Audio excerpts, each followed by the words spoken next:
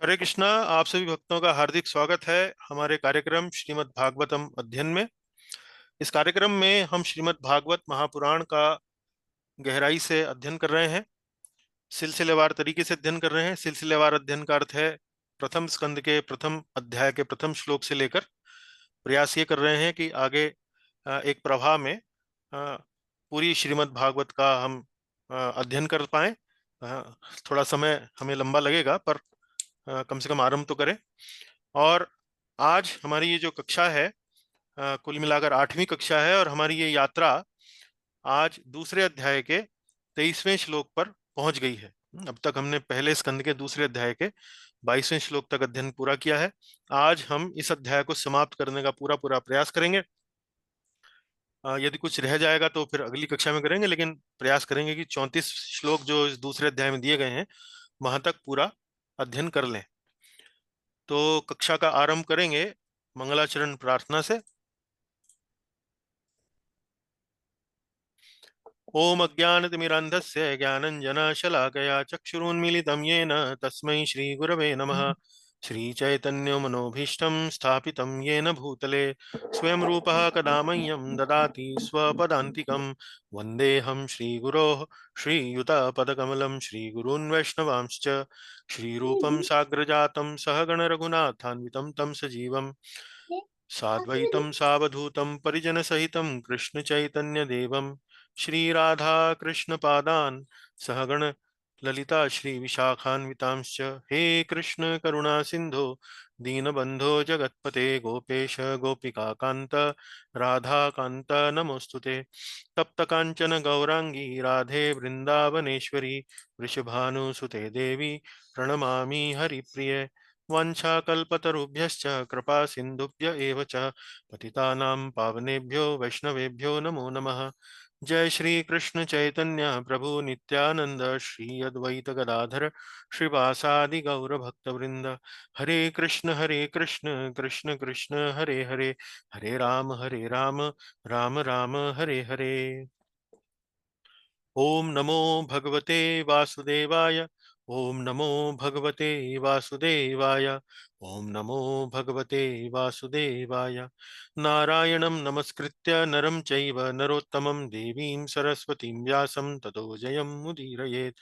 नष्टप्रायश्व भद्रेषु नित्यं भागवत सेवया भगवत्योत्तम श्लोके भक्तिर्भवति नैष्ठिकी। कृष्णाय वासुदेवाय देवकी नंदनाय च नंदगोपकुमाराय गोविंदाय नमो नमः।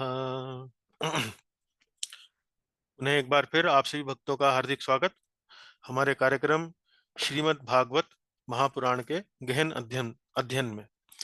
तो हमेशा की तरह इस बार भी पिछली कक्षा के पुनरावलोकन से हम कक्षा का शुभारंभ करेंगे। तो पिछली कक्षा में हमने दूसरे अध्याय के 16वें श्लोक से लेकर 22वें श्लोक तक अपना अध्ययन किया, और हमने ये पाया कि 16वें श्लोक से लेकर 22वें श्लोक में सुध गोस्वामी जी शुद्ध भक्ति की जो प्रक्रिया है, शुद्ध भक्ति का जो प्रोसेस है, उसमें जितनी भी अवस्थाएं आती हैं उनका वर्णन दे रहे हैं। तो सुध गोस्वामी जी ने नैमिषारण्य के जो ऋषिगण हैं उनके प्रथम दो प्रश्नों का उत्तर दिया है, और मुख्य रूप से वो कह रहे हैं, प्रश्न ये थे कि भाई अ, मानवता के लिए समग्र कल्याण का विषय क्या है और शास्त्रों का सार क्या है। तो इन दोनों ही प्रश्नों का उत्तर है भगवान श्री कृष्ण की शुद्ध भक्ति। तो इतना उत्तर देने के बाद अब वे अपने इस उत्तर को थोड़ा उस पर विस्तार कर रहे हैं। तो विस्तार करने का अर्थ क्या है कि उसके बारे में और जानकारियां और बारीकियां बता रहे हैं। है मुख्य रूप से एक बात और पूछी गई थी उन्हीं प्रश्नों में कि भाई ऐसे ऐसी विधि बताएं, ऐसा सार बताएं जो हृदय को प्रफुल्लित करने वाला हो, मन को प्रफुल्लित करने वाला हो। तो आप देखेंगे कि ये पूरी की पूरी प्रक्रिया में जब वो बताएंगे तो बार बार ये शब्दों का प्रयोग करेंगे कि भाई सुप्रसिद्धति प्रसिद्धति प्रसन्न मनसो, इस प्रकार से वो विवरण देते हैं। कहने का भाव यह है कि भक्ति की जो प्रक्रिया है वास्तव में बड़ी सुखद है, प्रसन्नता पूर्वक आनंद पूर्वक इसको किया जाता है, और वही यहाँ पर एक प्रकार से वो व्यक्त कर रहे हैं। तो हमने ये जो प्रक्रियाएं पढ़ी, जो अवस्थाएं पढ़ी भक्ति की अलग अलग, उनमें हमने देखा कि कैसे इनकी जो तुलना है वो श्रील रूप गोस्वामी प्रभुपाद जी ने जो अ, 9 भक्ति की अवस्थाएं बताई हैं, आदौ श्रद्धा से लेकर प्रेम तक, और विश्वनाथ चक्रवर्ती ठाकुर जी ने भी यही अवस्थाएं बताई हैं, लेकिन इन 9 अवस्थाओं के साथ साथ उन्होंने 5 अवस्थाएं जोड़ दी हैं, 2 सबसे पहले, 2 अंत में और 1 बीच में। तो इस तरह से कुल मिलाकर 14 अवस्थाएं विश्वनाथ चक्रवर्ती ठाकुर के अनुसार हैं, और रूप गोस्वामी जी के अनुसार 9 अवस्थाएं हैं। उनका भी हमने एक तालिका में देखा कि कैसे दोनों लगभग लगभग एक ही बात कर रहे हैं। विश्वनाथ चक्रवर्ती ठाकुर की जो विवरण है उसमें थोड़ा सा 4-5 अवस्थाएं अधिक बताई गई हैं, थोड़ा बारीकी जो है उसमें अधिक है, पर मूलतः दोनों समान ही हैं। अब एक एक करके श्लोकों में हमने क्या देखा वो थोड़ा सा देखते हैं। तो 16वें श्लोक में हमने जाना कि किसी भी व्यक्ति के भीतर वासुदेव कथा रुचि कैसे उत्पन्न हो सकती है, और उसका उत्तर है कि जब कोई व्यक्ति महान भक्तों की सेवा करता है, तीर्थ स्थान पर जाकर वहां भक्तों की सेवा करता है, तो ऐसी सेवा से उसके हृदय में भगवान श्री कृष्ण के विषय में श्रवण करने की रुचि जो है वो उत्पन्न होती है। और वास्तव में भगवान श्री कृष्ण का श्रवण ही हमारे लिए परम कल्याण का मार्ग है, भक्ति की एक प्रमुख विधि है, भक्ति की एक ये मुख्य विधि है। और केवल श्रवण श्रवण करने मात्र से अपने जीवन में यदि हम इस विधि को पकड़ के रखते हैं तो हमारा परम कल्याण निश्चित है। और इस संदर्भ में हमने देखा कि कौन कौन सी अवस्थाओं की विवरण दिया गया था। सताम कृपा, सताम कृपा का मतलब यह है किसी भक्त की कृपा हो जाना। हाँ, भक्त की कृपा से उसको सेवा का अवसर उसकी प्राप्त करना। ऐसे में फिर हमारी श्रद्धा जागृत होती है, फिर हम साधु संग करते हैं, फिर हमारी भजन क्रिया आरंभ हो जाती है। तो श्लोक संख्या 16 में ये सभी भक्ति की जो अवस्थाएं हैं इनका वर्णन किया गया है। 17वें श्लोक में अब चर्चा है कि जब वो व्यक्ति भजन क्रिया अपनी आरंभ कर देता है तो उसका परिणाम क्या होता है। उसका परिणाम होता है हृदय का मार्जन, हृदय का धुलाई। शृण्वताम स्वकथा कृष्ण पुण्य श्रवण कीर्तना हृदयंतस्थो ये भद्राणी विधुनोति सुहृत्सताम। विधुनोति, विधुनोति मतलब धुलाई। उसकी धुलाई हो जाती है, जैसे वॉशिंग मशीन में कपड़े की धुलाई हो जाती है ना, तो ऐसे ही कथा की जो वॉशिंग मशीन है उसमें हृदय की जो अनर्थ है उनकी धुलाई हो जाती है। तो कृष्ण साधक के हृदय का मार्जन करते हैं। तो ये वास्तव में कौन सी अवस्था है। इसमें 2 अवस्थाएं आती हैं, भजन क्रिया तथा अनर्थ निवृत्ति। उसके बाद श्लोक संख्या 18 में हमने देखा कि जब ये भजन क्रिया जो है धीरे धीरे नियमित होने लगती है, धीरे धीरे दृढ़ होने लगती है, तो इससे साधक के हृदय के अनर्थ जो है वो नष्ट हो जाते हैं। तो श्लोक संख्या 16 में तो अनर्थ नष्ट हो रहे हैं, श्लोक संख्या 18 में अनर्थ नष्ट हो चुके हैं और अब वह दृढ़ता में स्थित हो चुका है, दृढ़ हो चुका है, निष्ठावान हो चुका है। तो भक्ति के नियमित अभ्यास से अनर्थों का नष्ट हो जाना और साधक का दृढ़ता पूर्वक निष्ठा पूर्वक भक्ति में स्थिर हो जाना। तो भक्तिर भवति नैष्ठिकी। ये श्लोक जो है हम श्रीमद् भागवत की कक्षाओं के आरंभ में ही पढ़ते हैं। नष्ट प्रायश्व भद्रेशु नित्यम भागवत सेवया भक्ति भगवती उत्तम श्लोक है भक्तिर भवती नैष्ठिकी। नैष्ठिकी मतलब निष्ठा। 19वें श्लोक में फिर हमने क्या देखा। निष्ठा के बाद अब आती है रुचि और आसक्ति। रुचि मतलब अब भक्त के हृदय में भक्ति को लेकर सकारात्मक आकर्षण जो है वो उत्पन्न हो रहा है। अब निम्नतर गुण जो है लुप्त हो जाते हैं, रजस और तमस वो गायब होने लगते हैं, और साधक चूंकि अब सत्व गुण में स्थित हो जाता है तो वह अपने हृदय में अपने मन में एक प्रसन्नता का अनुभव करता है। तो ये अवस्थाएं कौन सी हैं, रुचि और आसक्ति। आसक्ति मतलब ये आकर्षण जो है अब और प्रगाढ़ हो जाता है। रुचि में आकर्षण रहता है, इतना प्रगाढ़ नहीं होता है। आसक्ति में और प्रगाढ़ हो जाता है, मतलब अब वो भगवान की कथाओं को सुने बिना, भगवान के भक्तों का संग किए बिना अब वो रह नहीं पाता है। तो ये श्लोक संख्या 19। फिर 20 में हमने देखा कि आसक्ति के बाद अब उसके मन में भगवान के प्रति भाव उत्पन्न होता है। अब ये जो अवस्था है ये वास्तव में एक विशेष अवस्था है। इसमें भगवान का हस्तक्षेप अब आरंभ हो जाता है। भगवान अपने अंतरंगा शक्ति के माध्यम से साधक के हृदय में अपना भाव उत्पन्न कर देते हैं। और ये आध्यात्मिक शक्ति है भगवान की, जो हमारे को भगवान की भेंट स्वरूप, भगवान का उपहार एक प्रकार से हमको प्राप्त होता है। इसको रूप गोस्वामी जी की शब्दावली में भाव कहा गया है और विश्वनाथ चक्रवर्ती ठाकुर की शब्दावली में रति कहा गया है। ऐसे में मन प्रफुल्लित हो जाता है। तो इस भाव की विशेषता है कि ये अपने साथ आह्लादिनी शक्ति, भगवान की जो आह्लादिनी शक्ति है, आनंदमय देने वाली जो शक्ति है, उसके साथ हमको ये प्राप्त होता है। और भगवत तत्व का साक्षात्कार होता है। भगवत तत्व का साक्षात्कार अर्थात भगवान का साक्षात एक प्रकार से दर्शन, हृदय में दर्शन होता है और साक्षात दर्शन आंखों को भी होता है, नेत्रों को भी होता है। तो ये आप समझिए कि ये रति प्रेम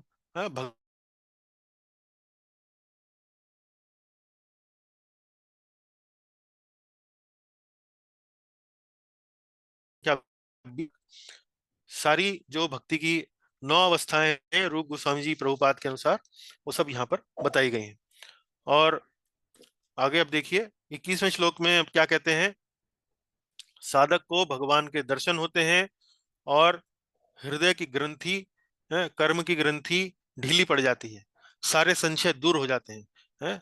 दृष्ट एवात्मनि ईश्वरे, दृष्ट दृष्ट एवात्म ईश्वरे, सारे संशय दूर हो जाते हैं, कर्म की ग्रंथि ढीली पड़ जाती है। अब सारे संशय दूर होने का मतलब क्या? अब जब साक्षात भगवान हृदय में प्रकट हो गए, दर्शन हो गए, और फिर कोई संशय नहीं रह जाता। कोई कह रहा है कि भगवान जो है निराकार है, कोई कह रहा है भगवान जो है वो एक एक ब्रह्म ज्योति है, एक प्रकाश पुंज है। अनेक अनेक वर्णन लोग बाग देते हैं भगवान के विषय में। तो सारे संशय दूर हो जाते हैं जब स्पष्ट रूप से दिखाई दे गए। तो फिर संशय क्या रहेगा? भगवान हृदय में ज्ञान भी देते हैं अपना, कि मैं कौन हूँ, मेरा अपने विषय में सब बताते हैं।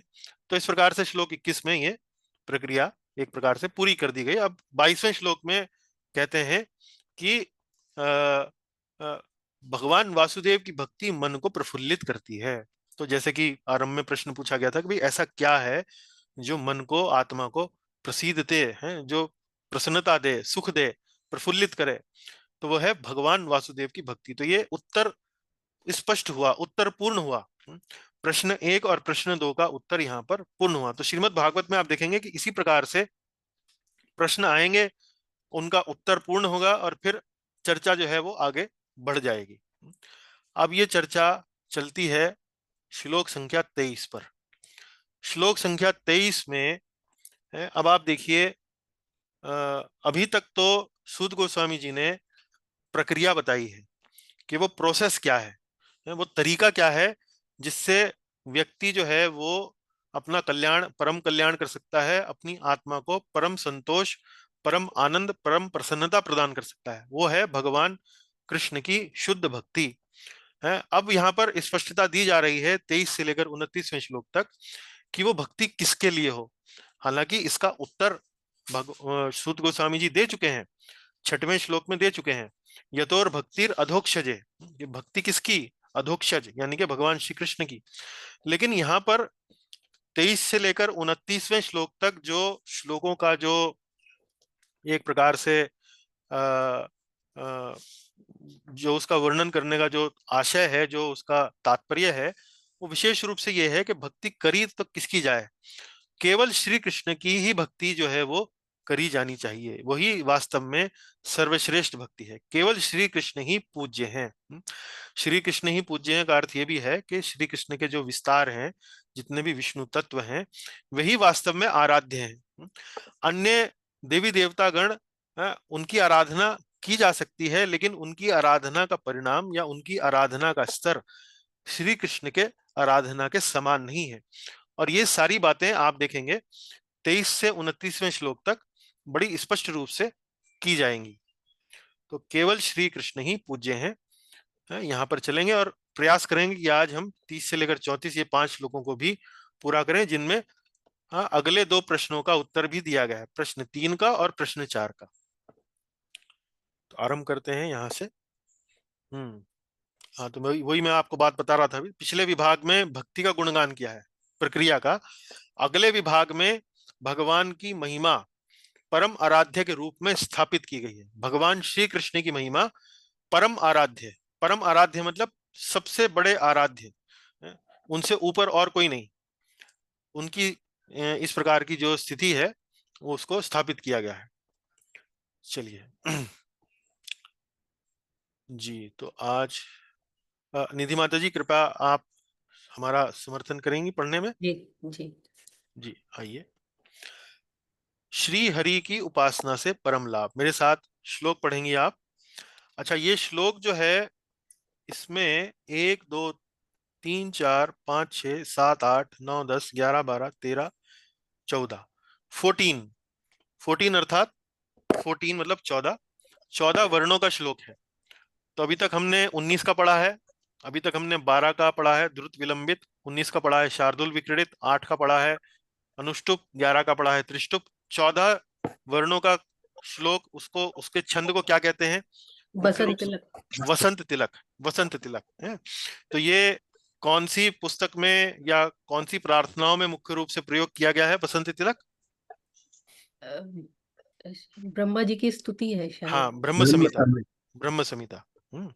ब्रह्म संहिता में इसका उपयोग किया गया, उसी लय में इसको पढ़ा जाएगा। तो ब्रह्म संहिता की स्तुति का लय आपको याद है? जी। सुनाए जरा एक बार।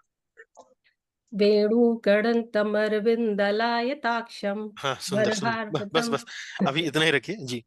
वेणु अनंतम अरविंद दलायताक्षम, मतलब लय का एक मन में एक बार आप दोहरा लेते हैं तो लय मन में आ जाती है, मन में स्मरण हो जाता है उसका। उसके बाद फिर उसी लय में आपको ये गाना है। सत्वम रजस्तम इति प्रकृतिर्गुणास्ते, सत्वं रजस्त्वम् इति प्रकृतिर्गुणास्तैर् युक्तः परः पुरुष एक इहास्य धत्ते, युक्ता परपुरुष एक इहास्य धत्ते। स्थित्यादये हरिविरिञ्च हरेति संज्ञाः, स्थित्यादये हरिविरिञ्च हरेति संज्ञा। श्रेयांसि तत्र खलु सत्त्व तनोर्नृणां स्युः। श्रेयांसि तत्र खलु सत्त्वतनोर्नृणां स्युः। बहुत सुंदर, बहुत बढ़िया जी। पहली पंक्ति पढ़े। सत्व रजस तमस ये तीनों प्रकृति के गुण हैं। हम्म। सत्वम, सत्वम रजस, सत्वम रजस्तम इति प्रकृतेर गुणास्ते। सत्व रजस तमस ये तीनों प्रकृति के गुण हैं। इति प्रकृतेर गुणास्ते। अगला पढ़े।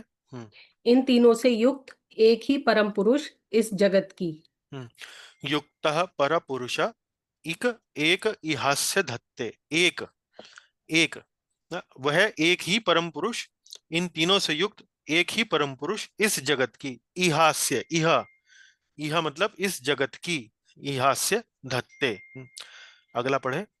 उत्पत्ति स्थिति संहार के लिए ब्रह्मा विष्णु शिव इन तीनों नामों को स्वीकार करते हैं। स्थित्यादये, स्थित, स्थिति, स्थिति बोलते हैं पालन, पालन करना। तो जैसे जन्माद्य, जन्माद्य, जन्माद्य मतलब इसका सृजन, उसका संहार, उसका पालन। इस तरह से यहाँ पर स्थित्यादय, जैसे जन्मादय है ऐसे स्थित्यादय। उत्पत्ति, स्थिति, तो उस स्थिति को यहाँ बोला गया। स्थिति को दूसरा शब्द क्या होगा? पालन। उसकी उत्पत्ति करना, उसका सृजन करना, उसका पालन करना। पालन करना मतलब मेंटेन करना। मेंटेन करना मतलब जैसी उसकी स्थिति है, जिस स्थिति में वो हमें प्राप्त हुआ है अब, उसको बनाए रखना, स्थिति बनाए रखना। और संहार। तो स्थित आदये, आदय मतलब आदि, आदि मतलब एटसेट्रा, जैसे अंग्रेजी में बोलते हैं एटसेट्रा, इत्यादि। स्थित्यादये हरि विरिंचि हरेति। तो ये देखिए बड़ा स्पष्ट रूप से यहाँ लिखा है हरि। हरि मतलब विष्णु, विरिंच, विरिंची मतलब ब्रह्मा जी, और हरा, हरा बोलते हैं भगवान शंकर, शिव जी को। तो हरि विरिंची हरेति संज्ञा। तो वही एक परम पुरुष इस जगत की उत्पत्ति संहार का कारण है। लेकिन अलग अलग उनको तीन नामों से स्वीकार किया जाता है। संज्ञा, संज्ञा मतलब इन नामों से स्वीकार किया जाता है। वो नाम कौन से हैं? वो है हरि, विरिंच और शिव जी। हरि मतलब विष्णु जी, विरिंची अर्थात ब्रह्मा जी, और तीसरे हो गए शिव जी। तो उनको इन तीनों नामों से स्वीकार करते हैं। हाँ, अगला पढ़े। किंतु मनुष्यों का कल्याण तो शुद्ध सत्व प्रधान श्री विष्णु से ही होता है। हाँ, किंतु मनुष्यों का कल्याण तो शुद्ध शुद्ध सत्व प्रधान श्री विष्णु से ही होता है। श्रेयांसी, श्रेयांसी अर्थात कल्याण। श्रेयांसी तत्र खलु, खलु मतलब परम, पूरा, पूरा कल्याण। खलु निस्संदेह। सत्व तनोर नृणाम स्युः, सत्व यानी कि सात्विक, तनो मतलब रूप, नृणाम मतलब मनुष्यों का, स्युः मतलब प्राप्त करते हैं। किंतु मनुष्य तो अपना परम कल्याण शुद्ध सत्व प्रधान श्री विष्णु से ही होता है, श्री विष्णु से ही किया जाता है। अब आप यहाँ देखिए कि इस अध्याय का प्रभुपाद जी ने क्या शीर्षक रखा है? इस अध्याय का प्रभुपाद जी ने क्या शीर्षक रखा है? कौन बता सकते हैं? दिव्यता तथा, दिव्यता तथा दिव्य सेवा है। तथा दिव्य सेवा। तो अब तक इस अध्याय में दिव्य सेवा के बारे में चर्चा हो चुकी। दिव्य सेवा का अर्थ क्या हुआ? हाँ? दिव्य सेवा का अर्थ क्या हुआ हेमा माता जी? भक्ति जो पहले बताई। भक्ति है ना। जैसे अंग्रेजी में प्रभुपाद जी की पुस्तकों में क्या लिखा? डिवोशनल सर्विस या भक्ति में सेवा है। तो हम सामान्य हिंदी में भक्ति में सेवा नहीं बोलते हैं, सामान्य हिंदी में भक्ति ही बोल देते हैं, शुद्ध भक्ति बोलते थे कभी कभी। तो शुद्ध भक्ति के बारे में चर्चा हो चुकी। शुद्ध भक्ति क्या है, शुद्ध भक्ति की अवस्थाएं क्या हैं, शुद्ध भक्ति वर्णाश्रम में क्या अंतर है, शुद्ध भक्ति ज्ञान इत्यादि, देव पूजा इत्यादि में क्या अंतर है, वो सब चर्चा अभी हो चुकी है, छोटी सी संक्षेप में सूत गोस्वामी जी कर चुके हैं। अब किसके बारे में चर्चा हो रही है? अब चर्चा हो रही है भगवान के बारे में, दिव्यता के बारे में, उनकी, कि वो कैसे इस भौतिक जगत से परे हैं। आज हम श्लोक पढ़ रहे थे अपनी श्लोक स्मरण कक्षाओं में, निरस्त कुहकम।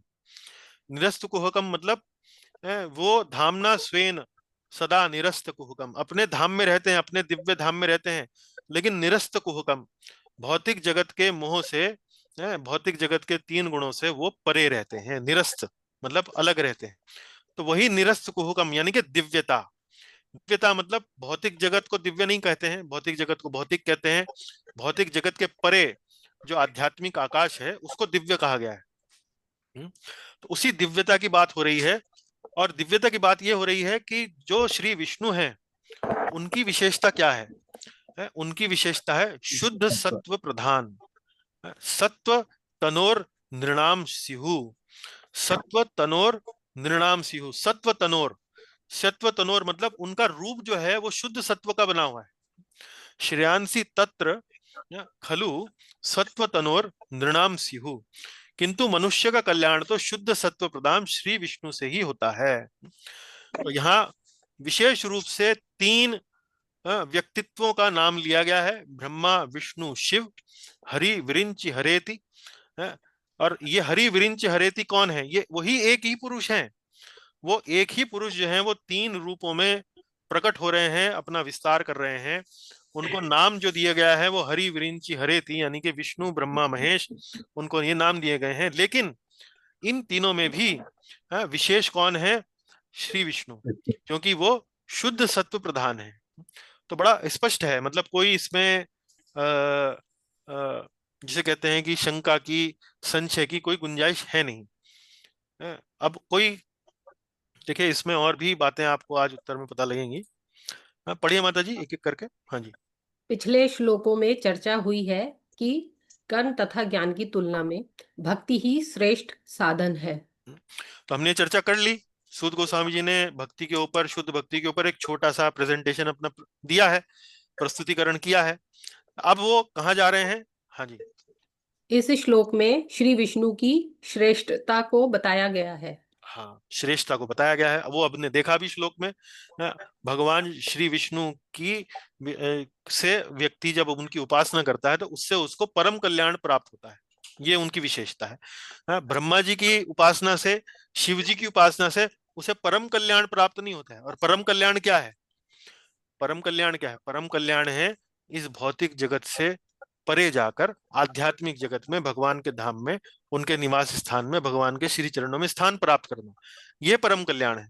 तो ये जो परम कल्याण है आपको ब्रह्मा जी की उपासना से और भगवान शिव जी की उपासना से प्राप्त नहीं हो सकता है। इसी बात को यहाँ बताया गया है। चलिए अगला पढ़े।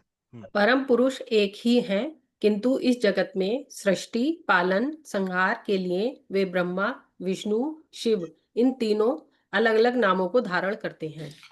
एक ही हैं, परम पुरुष एक ही हैं, वो एक ही हैं, लेकिन सृष्टि के पालन संहार और सृष्टि पालन और संहार के लिए, जगत की सृष्टि पालन संहार के लिए वे ब्रह्मा, विष्णु और शिव इन तीनों अलग अलग नामों को धारण करते हैं। अब ये कोई बताए, ये कोई पूछे कि भाई ब्रह्मा, विष्णु और शिव में क्या ये एक हैं? उत्तर है हाँ, उत्तर है ना, दोनों ही उत्तर हैं। एक हैं भी और एक नहीं भी हैं। एक कैसे हैं? क्योंकि वो एक ही परम पुरुष हैं। परम पुरुष एक ही हैं, लेकिन उन्होंने तीन अलग अलग नाम धारण करे हैं, ब्रह्मा, विष्णु और शिव। तो इस संदर्भ में मान लीजिए मेरा नाम मेरे माता पिता मुझे अन्नू कहकर बुलाते हैं, या मेरे ऑफिस में जो मेरे कोलीग हैं मुझे अनुराग कहकर बुलाते हैं, और भक्तों के समुदाय में मुझे केशव गोपाल के नाम से जाना जाता है। तो व्यक्ति तो वही है, लेकिन तीन अलग अलग नाम हैं। तो इसी प्रकार आप ये समझ सकते हैं कि ब्रह्मा, विष्णु, शिव एक ही परम पुरुष एक ही हैं, किंतु जगत में सृष्टि पालन संहार के लिए वे ब्रह्मा, विष्णु, शिव इन तीनों अलग अलग नामों को धारण करते हैं। तो एक ही हैं, एक एक दृष्टि से देखा जाए तो एक ही हैं, क्योंकि वे उसी परम पुरुष के तीन अलग अलग नाम हैं, लेकिन अलग भी हैं। अलग कैसे हैं? उनमें से, इन तीनों में से केवल श्री विष्णु की उपासना करने से मनुष्य जो है वो परम कल्याण प्राप्त कर सकता है, अन्यों की उपासना करने से परम कल्याण प्राप्त नहीं कर सकता। इसलिए ये अलग भी हैं। तो एक हैं भी और एक अलग है नहीं भी हैं, और एक नहीं भी है। अगला अगला देखते हैं जी, पढ़ें। इन तीनों में परम लाभ की प्राप्ति तो भगवान वासुदेव से ही होती है। हाँ, इसलिए अलग हैं। श्री विष्णु किस लिए अलग हैं? क्योंकि परम लाभ की प्राप्ति सिर्फ भगवान वासुदेव से ही होती है। और वो परम लाभ क्या है? परम लाभ का अर्थ है जन्म मृत्यु के चक्र से छुटकारा। यह केवल श्री विष्णु की ही कृपा से संभव है। बिल्कुल ठीक है ना, आगे चले। ब्रह्मा जी तथा शिव जी जन्म मृत्यु के चक्र से छुटकारा नहीं दिलवा सकते हैं। वो नहीं दिलवा सकते हैं। हाँ, उनकी उपासना करके आपको वास्तव में प्रसन्न हो जाए तो आपको भगवान श्री विष्णु की भक्ति तो दिलवा सकते हैं, लेकिन जन्म मृत्यु के चक्र से वो नहीं छुटकारा दिलवा सकते। आप ध्यान कीजिए, ब्रह्मा जी के सामने हिरण्यकशिपु ने जब तपस्या करी तो ब्रह्मा जी ने क्या उत्तर दिया? हिरण्यकशिपु क्या चाहता था? वो चाहता था कि जी मैं अमर हो जाऊं। ब्रह्मा जी ने कहा जी भैया मैं ही अमर नहीं हूं, आपको कैसे अमर बना दूं, है ना। तो ये उत्तर है उसका। चलिए आगे पढ़ें। सत्व तनो शब्द का अर्थ है कि श्री विष्णु का शरीर शुद्ध सत्व से बना है, भौतिक सत्व से नहीं। हाँ, तो प्रकृति में, भौतिक जगत में तीन गुण जो हैं, सत्व, रजस और तमस, ये तो भौतिक जगत के तीन गुण हैं। लेकिन श्री विष्णु का जो शरीर है, सत्व तनो, आपने अभी शब्द देखा होगा, श्रेयांसी तत्र खलु सत्व तनोर नृणाम स्युः। सत्व तनो, सत्व तनो मतलब कि श्री विष्णु का जो शरीर है, जो रूप है, वास्तव में शुद्ध सत्व से बना है, शुद्ध सत्व। और ये भौतिक सत्व गुण से अलग है। भौतिक सत्व गुण तो भौतिक जगत का पदार्थ है, लेकिन शुद्ध सत्व जो है वो पूर्णतः आध्यात्मिक है, उसमें भौतिकता का लेश मात्र भी उपस्थित नहीं है। आगे बढ़े। क्या ब्रह्मा, विष्णु, शिव एक ही हैं? एक है भी और नहीं भी। हाँ, ये चर्चा करी अभी हमने थोड़ी देर पहले जी। ये तीनों भगवान के अवतार हैं, इस दृष्टि से एक हैं, किंतु विष्णु गुणों के अधीन नहीं है, अतः वे ब्रह्मा तथा शिव से श्रेष्ठ हैं। हाँ, तो ब्रह्मा और शिव से श्रेष्ठ हैं। देखिए, भगवान शंकर जो हैं वो जगत के एक तरह से पालन करने के लिए वे अपने ऊपर तमोगुण जो है वो स्वीकार करते हैं, तमोगुण से संपर्क में आना स्वीकार करते हैं। वास्तव में भगवान शिव जो है और विष्णु में कोई अंतर नहीं है, केवल अंतर इतना है कि शिव शंकर जो है वो तमोगुण से सानिध्य, उनसे जुड़ाव स्वीकार करते हैं। भगवान विष्णु हालांकि भौतिक जगत में उपस्थित हैं, लेकिन गुणों से लिप्त नहीं है। तो इसीलिए उनकी तुलना किससे की जाती है? दूध और दही से। भगवान विष्णु को कहा जाता है दूध, और भगवान शंकर को कहा जाता है दही। है, दही जो है वो, दूध जो है वो दही बन सकता है, लेकिन दही जो है वो दूध नहीं बन सकता है। दही के अंदर एक जिसे थोड़ा सा खटास होता है, जिसको आप तुलना कर सकते हैं तमोगुण से। इसलिए कहा गया है कि भगवान विष्णु और शिव जी में वास्तव में कोई अंतर नहीं है, लेकिन गुणों के दृष्टिकोण से भगवान विष्णु गुणों के अधीन नहीं है, लेकिन शिव जी जो हैं वो जगत के कार्यों के लिए तमोगुण से सामीप्य जो है वो स्वीकार करते हैं। चलिए अगला पढ़ते हैं। पढ़िए माता जी, पहली पंक्ति पढ़िए। सत्वगुण सर्वश्रेष्ठ, भगवत साक्षात्कार में सहायक। हाँ, तो अभी पिछले श्लोक में हमने देखा शुद्ध सत्व की बात हुई है, और शुद्ध सत्व को भौतिक सतोगुण से श्रेष्ठ बताया गया है। तो फिर कोई प्रश्न ये पूछ सकता है कि भाई सतोगुण का क्या महत्व है? सतोगुण, रजोगुण, तमोगुण में सतोगुण का वास्तव में क्या महत्व है? तो उसकी उत्तर यहाँ पर दिया गया है। सत्वगुण सर्वश्रेष्ठ, भगवत साक्षात्कार में सहायक। भगवत साक्षात्कार मतलब भगवान तक पहुंचने में सहायक। पार्थिवाद दारुणो धूमस। पार्थिवादारुणो धूमस। पार्थिवा दारुणो धूमस। पार्थिवादारुणो धूमस। तस्माद् अग्निस्त्र स्त्रयीमयः। तस्मात् अग्निस्त्रयीमय। तमसस्तु रजस तस्मात् तमस अस्तु रजस्तस्मात् सत्वं यत् ब्रह्मदर्शनम। सत्वं यद् ब्रह्म दर्शनम। हाँ, देखिए जो अंत में जो लिखा है ना, सत्वम यद ब्रह्म दर्शनम।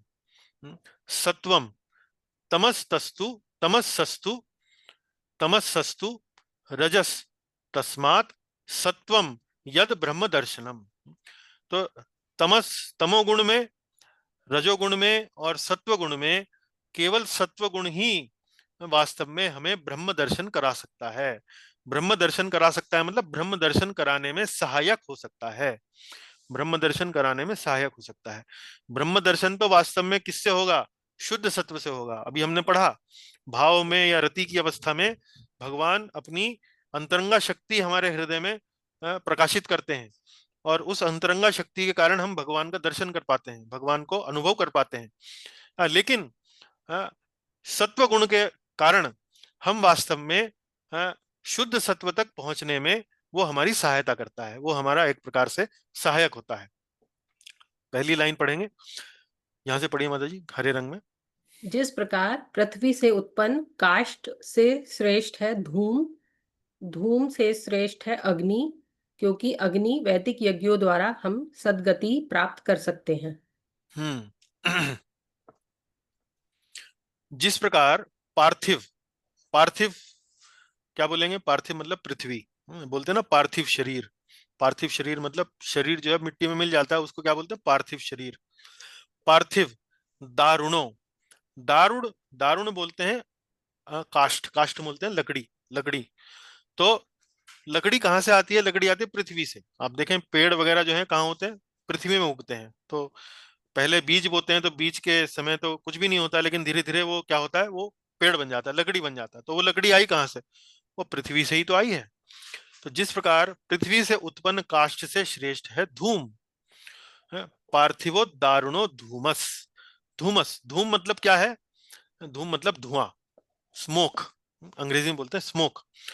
तो अग्नि से श्रेष्ठ क्या है? धुआं है। वो श्रेष्ठ क्यों है? क्योंकि धुएं में कुछ गति होती है। धुआं जो है वो गतिमान होता है। लकड़ी जो है वो जड़ वस्तु है, लकड़ी अपने आप कहीं हिलडुल नहीं सकती है। धुआं जो है वो निकलता है तो इधर उधर फैल जाता है। तो पृथ्वी से उत्पन्न लकड़ी से श्रेष्ठ है धुआं, और धुएं से श्रेष्ठ है अग्नि। धूमस, पार्थिवो दारुणो धूमस, तस्माद अग्नि, अग्निस त्रयीमयः, अग्निस त्रयीमयः। और धुएं से श्रेष्ठ क्या है? धुएं से श्रेष्ठ है अग्नि। तो अग्नि में क्या है? अग्नि में गति भी है, अग्नि में क्रियाशीलता भी है, और अग्नि में प्रकाश भी है। तो धुएं में तो केवल क्रियाशीलता है, वो एक्शन है, उसके अंदर मूवमेंट है, वो हिलता डुलता है। इसी प्रकार अग्नि भी हिलती डुलती है, लेकिन हिलते डुलते रहने के साथ साथ उसमें क्या है? उसमें प्रकाश भी है, उसमें प्रकाश भी है। तो अग्नि सबसे श्रेष्ठ है, उससे कम श्रेष्ठ है धुआं, और सबसे कम दारुण, दारुण मतलब लकड़ी। और अग्नि को श्रेष्ठ क्यों कहा गया है? अग्नि को श्रेष्ठ इसलिए कहा गया है क्योंकि अग्नि का उपयोग वैदिक यज्ञों में किया जाता है, और इस अग्नि का उपयोग करने से वैदिक यज्ञों के कारण हम सद्गति प्राप्त करते हैं, इसलिए अग्नि को यहाँ श्रेष्ठ कहा गया है।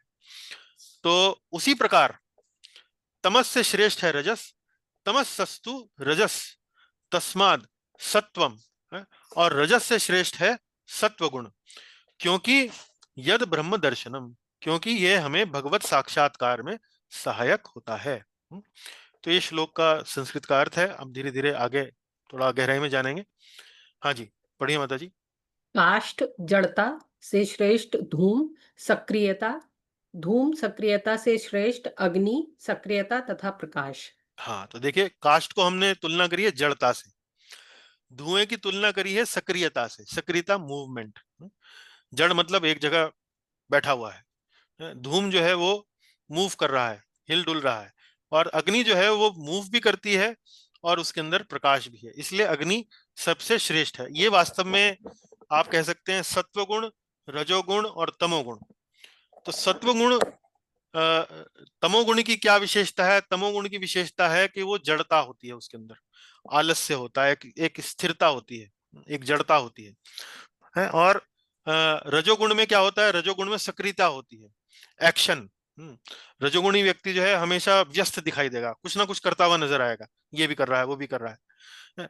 सत्वगुणी, सत्वगुणी व्यक्ति भी एक्शन ओरिएंटेड होता है, वो भी कर्म प्रधान होता है, वो भी क्रिया प्रधान होता है, लेकिन वो क्रिया जो है वो प्रकाश यानी के सोच समझ कर करता है।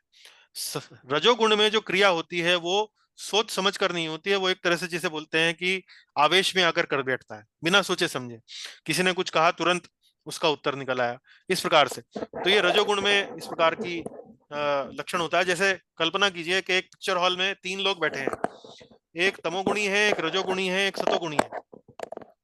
तुरंत कहीं से आवाज आई कि पिक्चर हॉल में कि भाई आग लग गई, आग लग गई। तो जो तमोगुणी होगा उसको तो कुछ समझ में नहीं आएगा, वो तो एकदम जड़ होकर बैठ जाएगा, एकदम घबरा जाएगा, जड़ बुद्धि होकर एकदम बैठ जाएगा।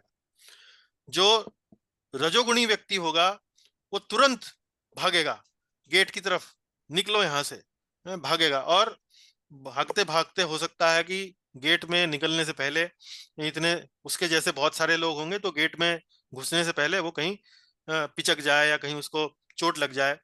लेकिन जो सत्वगुणी व्यक्ति है वो सोचेगा, कल्प अपनी बुद्धि को इधर उधर दौड़ाएगा, अरे कोने में कहीं फायर एक्सटिंग्विशर रखा होगा, वो अग्नि बुझाने वाला एक यंत्र पिक्चर हॉल में जो रखा रहता है, या कहीं कोई बाल्टी रखी होगी, या कहीं कोई रेत की बाल्टी रखी होगी, बोले खोजो उसको, खोजो और फिर जहां अग्नि लगी है उसको बुझाओ। तो वो भी सक्रिय हुआ, लेकिन सक्रिय कैसे हुआ? प्रकाश के साथ, बुद्धि के साथ। तो इसी प्रकार से सत्वगुण, रजोगुण और तमोगुण, इसी तरह से यहाँ काष्ठ, धूम और अग्नि, इससे उनकी तुलना की गई है। पढ़े आगे। अग्नि को त्रयमय कहा गया है क्योंकि इसका संबंध वेदों से है। वैदिक विधि विधानों से अग्नि का उपयोग होता है।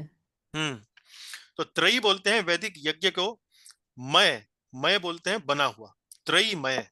अग्नि है त्रयीमय, अग्नि त्रयीमय मतलब क्या है? अग्नि वैदिक यज्ञों में सहायक होती है, वैदिक यज्ञ जो किए जाते हैं अग्नि की सहायता से किए जाते हैं, इसलिए इसको त्रयीमय कहा गया है, क्योंकि इसका संबंध वेदों से है। और वेदों में इस अग्नि का उपयोग होता है, विधि विधानों में, यज्ञ इत्यादि में, तो इसलिए इसको त्रयीमय कहा गया है। आगे पढ़ें। सतोगुण शुद्ध सत्व को ढकता नहीं है। सतोगुण आध्यात्मिक जीवन में सहायक होता है। हाँ, अभी देखिए, सत्व, रजस और तमस में, रजस और तमस जो है हमारा जो आध्यात्मिक जो क्रियाकलाप हैं उन पर एक प्रकार से अवरोध डालने का काम करता है, उनको नष्ट करने का काम करता है, रजोगुण और तमोगुण। लेकिन सत्व गुण उसको ढकता नहीं है, उसको उस पर अवरोध डालने का या उसको बाधित करने का काम नहीं करता है, जो भी हमारी आध्यात्मिक प्रगति होती है। तो सतोगुण आध्यात्मिक जीवन में सहायक होता है। आप कोई भी अपना कार्य करें, कर्तव्य की भावना से करें, किसी भी व्यक्ति के प्रति आपका व्यवहार हो वो एक प्रकार से उसके प्रति करुणा के भाव से प्रेरित हो, इस प्रकार से यदि आपका आचरण रहता है तो ये वास्तव में आपको आध्यात्मिक जीवन में सहायता प्रदान करता है। तो इसलिए सतोगुण को आध्यात्मिक जीवन में सहायक बताया गया है। आगे पढ़ें।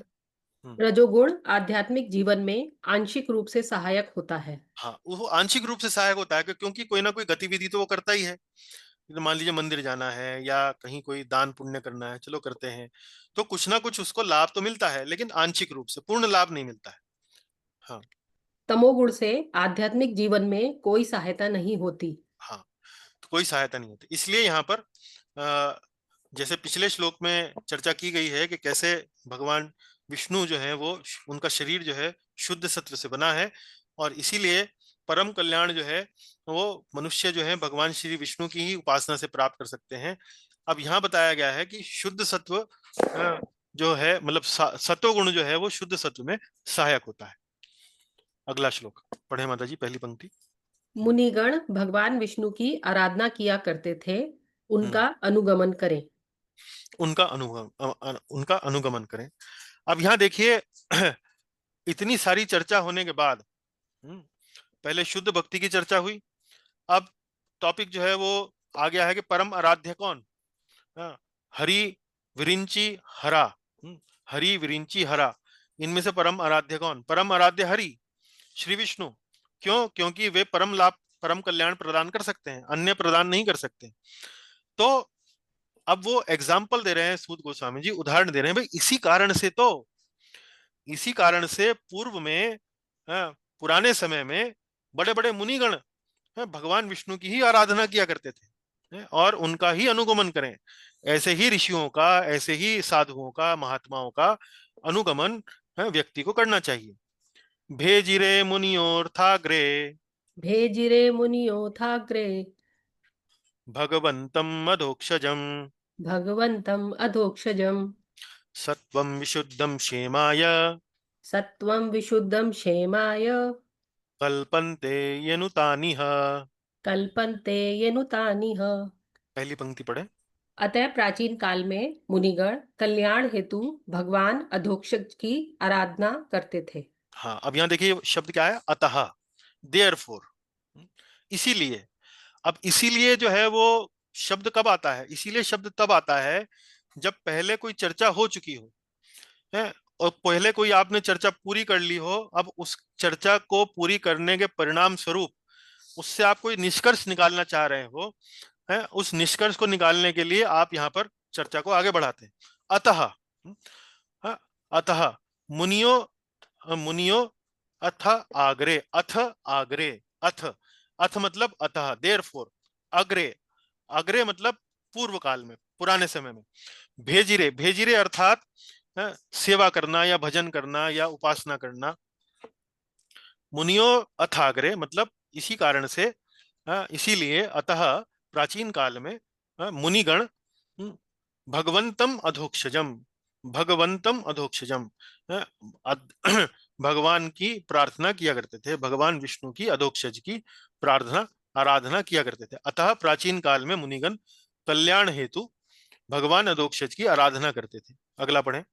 जो लोग उन मुनियों का अनुगमन करते हैं वे भी कल्याण को प्राप्त करते हैं। हाँ, सत्वम विशुद्धम क्षेमाय, क्षेमाय अर्थात क्या? परम लाभ को प्राप्त करना है। क्षेमाय मतलब परम लाभ प्राप्त करने के लिए। सत्वम विशुद्धम क्षेमाय, उसी शुद्ध सत्व को का परम कल्याण प्राप्त करने के लिए कल्पन्ते, कौन योग्य है? जो उन लोगों का अनुसरण करते हैं। ये अनु, अनु शब्द क्या आता है? अनुसरण करना, पीछे पीछे चलना। ये अनु तान इह, तान मतलब उनका, यह मतलब इस संसार में। तो परम लाभ प्राप्त करने के लिए क्षेमाए जो लोग हैं वे उन्हीं तान, उन्हीं मुनियों का इस जगत में पालन करते हैं, अनुसरण करते हैं। जो लोग उन मुनियों का अनुगमन करते हैं वे भी कल्याण को प्राप्त करते हैं। चलिए आगे पढ़े माता जी यहाँ से। अथाग्रे इज इक्वल टू अथ प्लस अग्रे इज इक्वल टू अतः पूर्व काल में। अथाग्रे बराबर अथ जमा अग्रे बराबर अथ पूर्व काल में। अथ शब्द मतलब अतः, अब, हाँ, इसलिए, हाँ, जैसे बोलते हैं ना अथा तो ब्रह्म जिज्ञासा, तो इसलिए अब हम ब्रह्म जिज्ञासा करेंगे। अर्थात क्या? अर्थात ये कि भाई अब बहुत हो चुका, बहुत आप इस भौतिक जगत में सुख शांति ढूंढने का प्रयास कर चुके हैं, लेकिन सुख शांति आपको नहीं मिली। अतः अथा तो ब्रह्म जिज्ञासा, इसलिए अब समय क्या है? अब समय है ब्रह्म जिज्ञासा करने का। इसलिए अथ शब्द मतलब अतः, अग्रे मतलब पूर्व काल में। जी, अधोक्षज। अधोक्षज बराबर इंद्रियों के परे। हाँ, इंद्रियों के परे। अधोक्षज मैंने पहले ही बताया, ये तो भक्तिर अधोक्षज है। अध अक्षज, अक्ष बोलते हैं आंखों को, ज बोलते हैं जन्म को। तो जो ज्ञान इंद्रियों से जन्म लेता हो, उस ज्ञान से परे। अध ओक्षज, अध ऊपर है, उस ज्ञान से ऊपर है, उस ज्ञान से ऊपर है, तो इंद्रियों से परे। विशुद्ध सत्व। विशुद्ध सत्व बराबर भगवान की आध्यात्मिक शक्ति। हाँ, तो यहाँ अलग अलग शब्दों का जो अर्थ है वो मैं आपको समझा रहा हूँ। सत्वम विशुद्धम, तो विशुद्ध सत्व ये क्या है? भगवान की आध्यात्मिक शक्ति। तो सत्वम विशुद्धम क्षेमाये है। तो ये जो परम कल्याण है, वो परम कल्याण क्या है? वो परम कल्याण है वास्तव में भगवान की आध्यात्मिक शक्ति। जैसे मैं आपको भी बता रहा था कि भाव की अवस्था में और रति की अवस्था में भगवान हमें क्या प्रदान करते हैं? भगवान हमें अपनी आध्यात्मिक शक्ति, अपनी अंतरंगा शक्ति हमें देते हैं। आसक्ति के स्तर तक हमें अंतरंगा शक्ति के दर्शन नहीं होते हैं, लेकिन आसक्ति के बाद जब भाव और रति की अवस्था आती है, तब भगवान हमें अपनी अंतरंगा शक्ति देते हैं। उसे ही विशुद्ध सत्व, भगवान की आध्यात्मिक शक्ति कहा गया है। ये बाहर से हमें मिलती है, पहले से नहीं होती है। जी, पढ़ें आगे। क्षेमाए परम लाभ अर्थात स्वयं को भौतिक बंधन से छुड़ाना और भगवान के दिव्य धाम में स्थान पाना। हाँ, आगे पढ़ें। अनु बराबर अनुसरण करना। अनुसरण करना, पीछे पीछे चलना। तो इस संबंध में एक महाभारत में बड़ा प्रसिद्ध श्लोक है। प्रभुपाद जी अक्सर अपनी कक्षाओं में इस श्लोक को बोलते थे। महाजनो येन गतः स पंथा। इसी भाव को इस श्लोक में भी प्रस्तुत किया गया है कि जैसे इस श्लोक में कहा गया है कि इसीलिए भक्ति जो है परम धर्म है, भगवान विष्णु जो है परम उपासना के विग्रह हैं। इसीलिए पूर्व काल में बड़े बड़े मुनि जन जो हैं वो यही किया करते थे, भक्ति किया करते थे भगवान विष्णु की, और परम कल्याण को प्राप्त किया करते थे। तो जो लोग इन मुनियों का, इन साधुओं का अनुगमन करेंगे, इनके पीछे पीछे चलेंगे, वो भी परम कल्याण प्राप्त करेंगे। तो इसी तरह से महाभारत के वन पर्व में एक श्लोक आता है।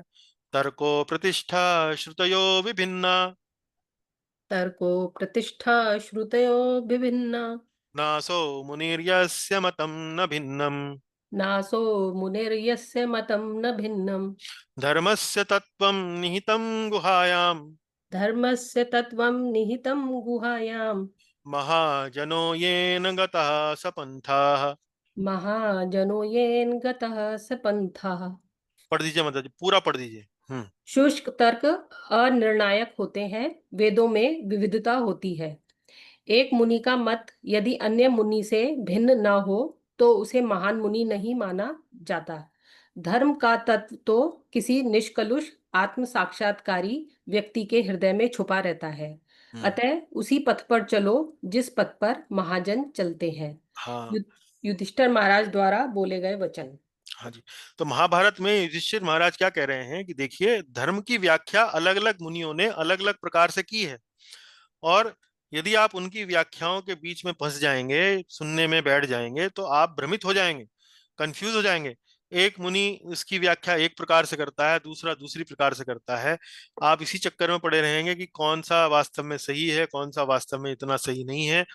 तो क्योंकि एक मुनि यदि दूसरे मुनि के मत से भिन्न अपने आप को प्रस्तुत ना करे तो उसे मुनि नहीं कहा जाता। तो इसीलिए मुनियों की जो विवेचनाएं हैं, जो प्रार्थनाएं हैं, जो शास्त्रों का, जो धर्म शास्त्रों का जो उनका जो आकलन है, वो भिन्न भिन्न है। इसलिए उससे हमें बहुत लाभ नहीं मिलने वाला है, क्योंकि ये धर्म की जो चर्चाएं हैं वास्तव में बड़ी गूढ़ हैं, बड़ी जटिल हैं। लेकिन हम क्या करें? ऐसे में क्या करें?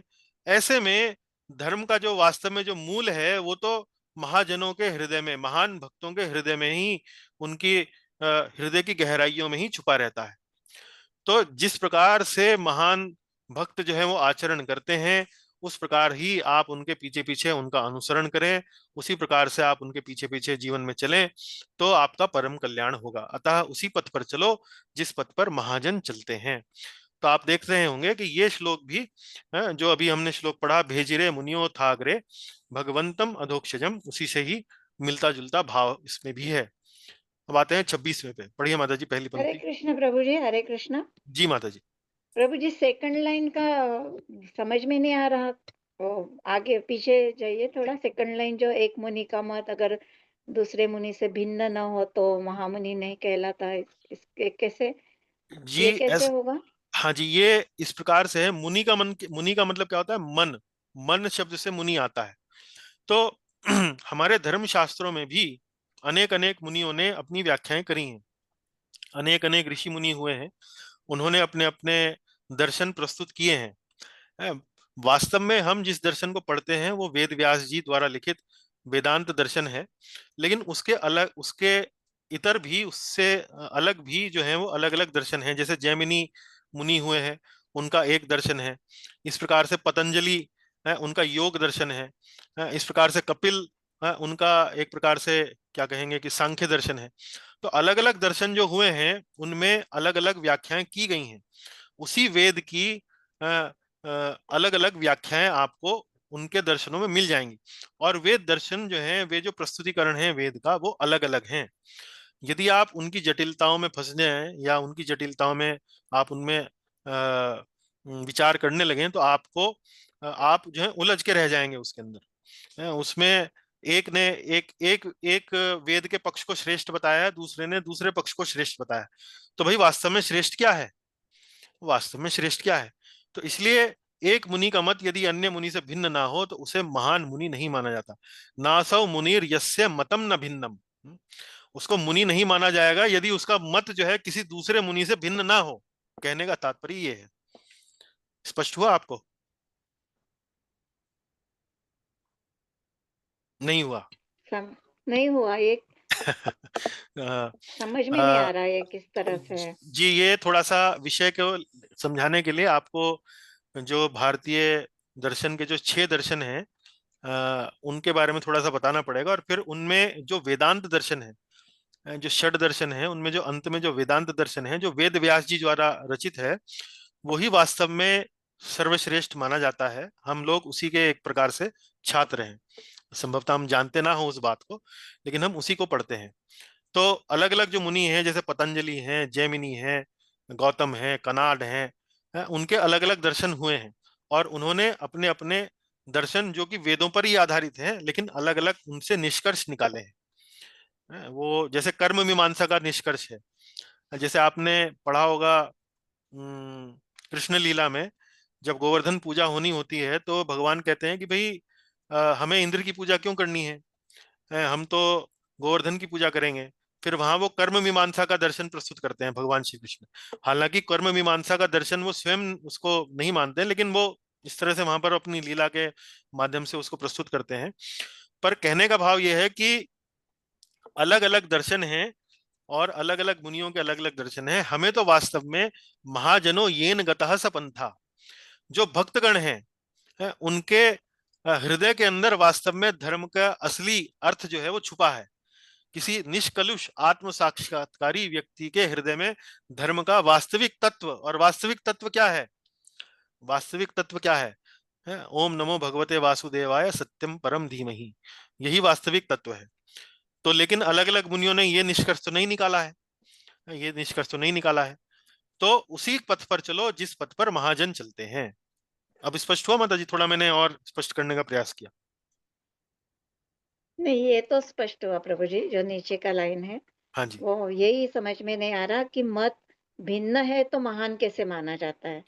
महान मुनि मतलब उसको एक अलग मुनि का दर्जा तभी दिया जाएगा, वरना उसको दर्शन, हाँ, अलग दर्शन उसका एक तरह से। दर्शन अलग हो जी। सकता है, जी। दर्शन सबका अलग अलग हो सकता हाँ, कि है, भाई उसने लेकिन अपना अलग दर्शन प्रस्तुत किया। मान लीजिए एक साइंटिस्ट अगर अपनी एक अच्छा। अलग अलग दर्शन प्रस्तुत करता है, और वही बात, वो मान लीजिए मैं वही बात कहूं जो आइंस्टाइन ने कही, तो मैं कुछ अलग तो कह नहीं रहा हूं। तो मुझे हम्म। कोई क्यों स्वीकृति देना चाहेगा? भले ही मैं कितना ही गुणवान हूं, मैंने कितना ही सुंदर प्रस्तुतिकरण किया हो, लेकिन अगर भिन्न नहीं है तो उस पर ध्यान नहीं जाता ना, ये अर्थ है। अच्छा, ठीक है प्रभु जी, थोड़ा हाँ सोचूंगी। प्रभु जी, अब स्पष्ट हुआ है। जी चलिए। मैंने जल्दी इसलिए कहा क्योंकि वो सिर्फ सहायक श्लोक था, इसलिए मूल बात समझाने के लिए मैंने उसको जल्दी से समझा दिया। देवताओं की उपासना का परित्याग किंतु अनादर का भाव न हो। हाँ, अब यहाँ देखिए, अ, देवताओं की पूजा का परित्याग। अभी तक आप चल रहे थे कहाँ तक? 25वें श्लोक तक चल रहे थे। 25वें श्लोक में आप कहाँ थे? आप पढ़ रहे थे गुणावतारों में विष्णु पूज्य हैं, ये पढ़ रहे थे ना, हरि विरंची हरा। 3 गुणावतार हैं, एक सत्व गुण के, एक रजोगुण के, एक तमोगुण के। उनमें सबसे पूज्य कौन है? विष्णु है, क्योंकि वो शुद्ध सत्व के, शुद्ध सत्व से बने हैं, शुद्ध सत्व के एक तरह से विग्रह हैं। अब आगे चल रहे हैं, चर्चा आगे बढ़ रही है, चर्चा अब चेंज हो रही है, बदल रही है। चर्चा आ रही है कि जो विष्णु के उपासक हैं, जो श्री कृष्ण के उपासक हैं, वो देवी देवताओं की पूजा का परित्याग करते हैं, क्योंकि वह श्रेष्ठ नहीं है, क्योंकि वह श्रेष्ठ नहीं है। लेकिन इस परित्याग की भावना में अनादर नहीं है, वो भी आप श्लोक में देखेंगे, अनादर का भाव नहीं है, वो भी श्लोक में स्पष्ट किया गया है। मुमुक्षवो घोर रूपान मुमुक्षवो घोर रूपान हित्वा भूतपतिनथ हित्वा भूतपतिनथ नारायण कलह शांता नारायण कलह शांता भजन्ति ही अनसूयवः। भजन्ति ही अनसूयव। पढ़ें पहला। संसार सागर से पार जाने की कामना करने वाले परित्याग करते हैं घोर रूपों का। मुमुक्षवो, मुमुक्षवो मतलब मोक्ष। मोक्ष अर्थात जो व्यक्ति संसार भौतिक जगत से पार जाना चाहता है, आध्यात्मिक जगत में जाना चाहता है। तो मोक्ष का अर्थ जो है वास्तव में भक्तों के लिए क्या है? भक्तों के लिए मोक्ष का अर्थ है भगवान के धाम जाना। तो मुमुक्षवो घोर रूपान हित्वा, घोर रूपान, हित्वा मतलब त्याग करते हैं, घोर रूपों का। तो ऐसी उपासनाओं का वो त्याग करते हैं जो घोर रूप वाली होती है। घोर रूपान, भूतपति न था। पढ़िए।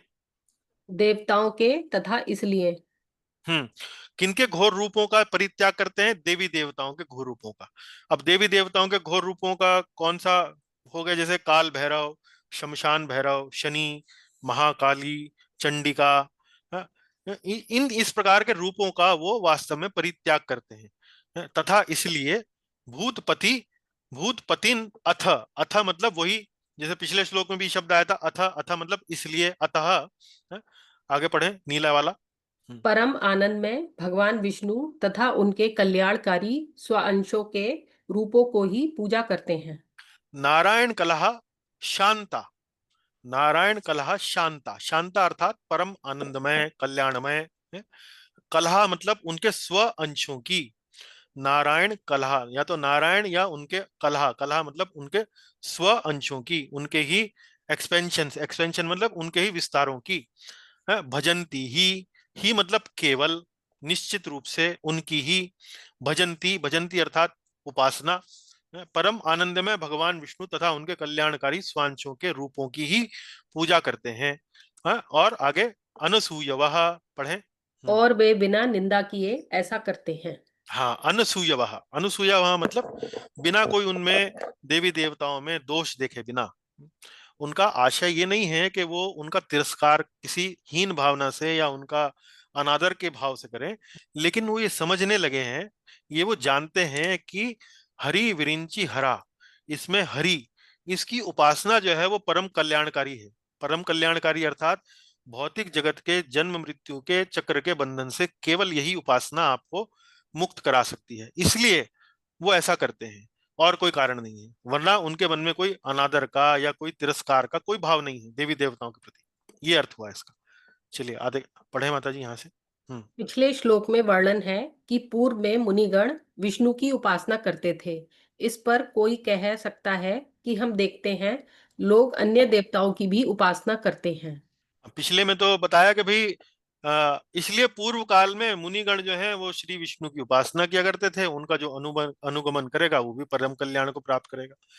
अरे भाई, आपने पिछले श्लोक में कंपैरिजन दिया, उदाहरण दिया मुनियों का जो श्री विष्णु की उपासना करते हैं, अरे भाई मैं आपको तुलना दे दूं कि भाई अनेक जो लोग हैं वो अनेक अनेक देवताओं की भी उपासना करते हैं, तो फिर उसमें आप क्या कहेंगे?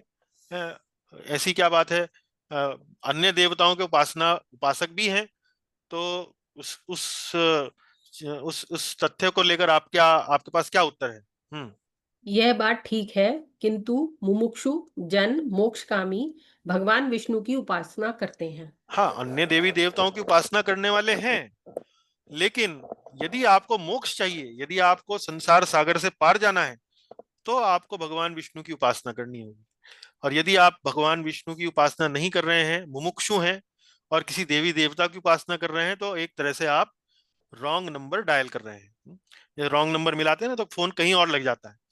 तो यदि मुमुक्षु है, मोक्ष कामी है, तो आपको श्री विष्णु की ही उपासना करनी होगी। देवी देवताओं की उपासना से आपको लाभ नहीं मिलने वाला है। जी, आगे पढ़ें।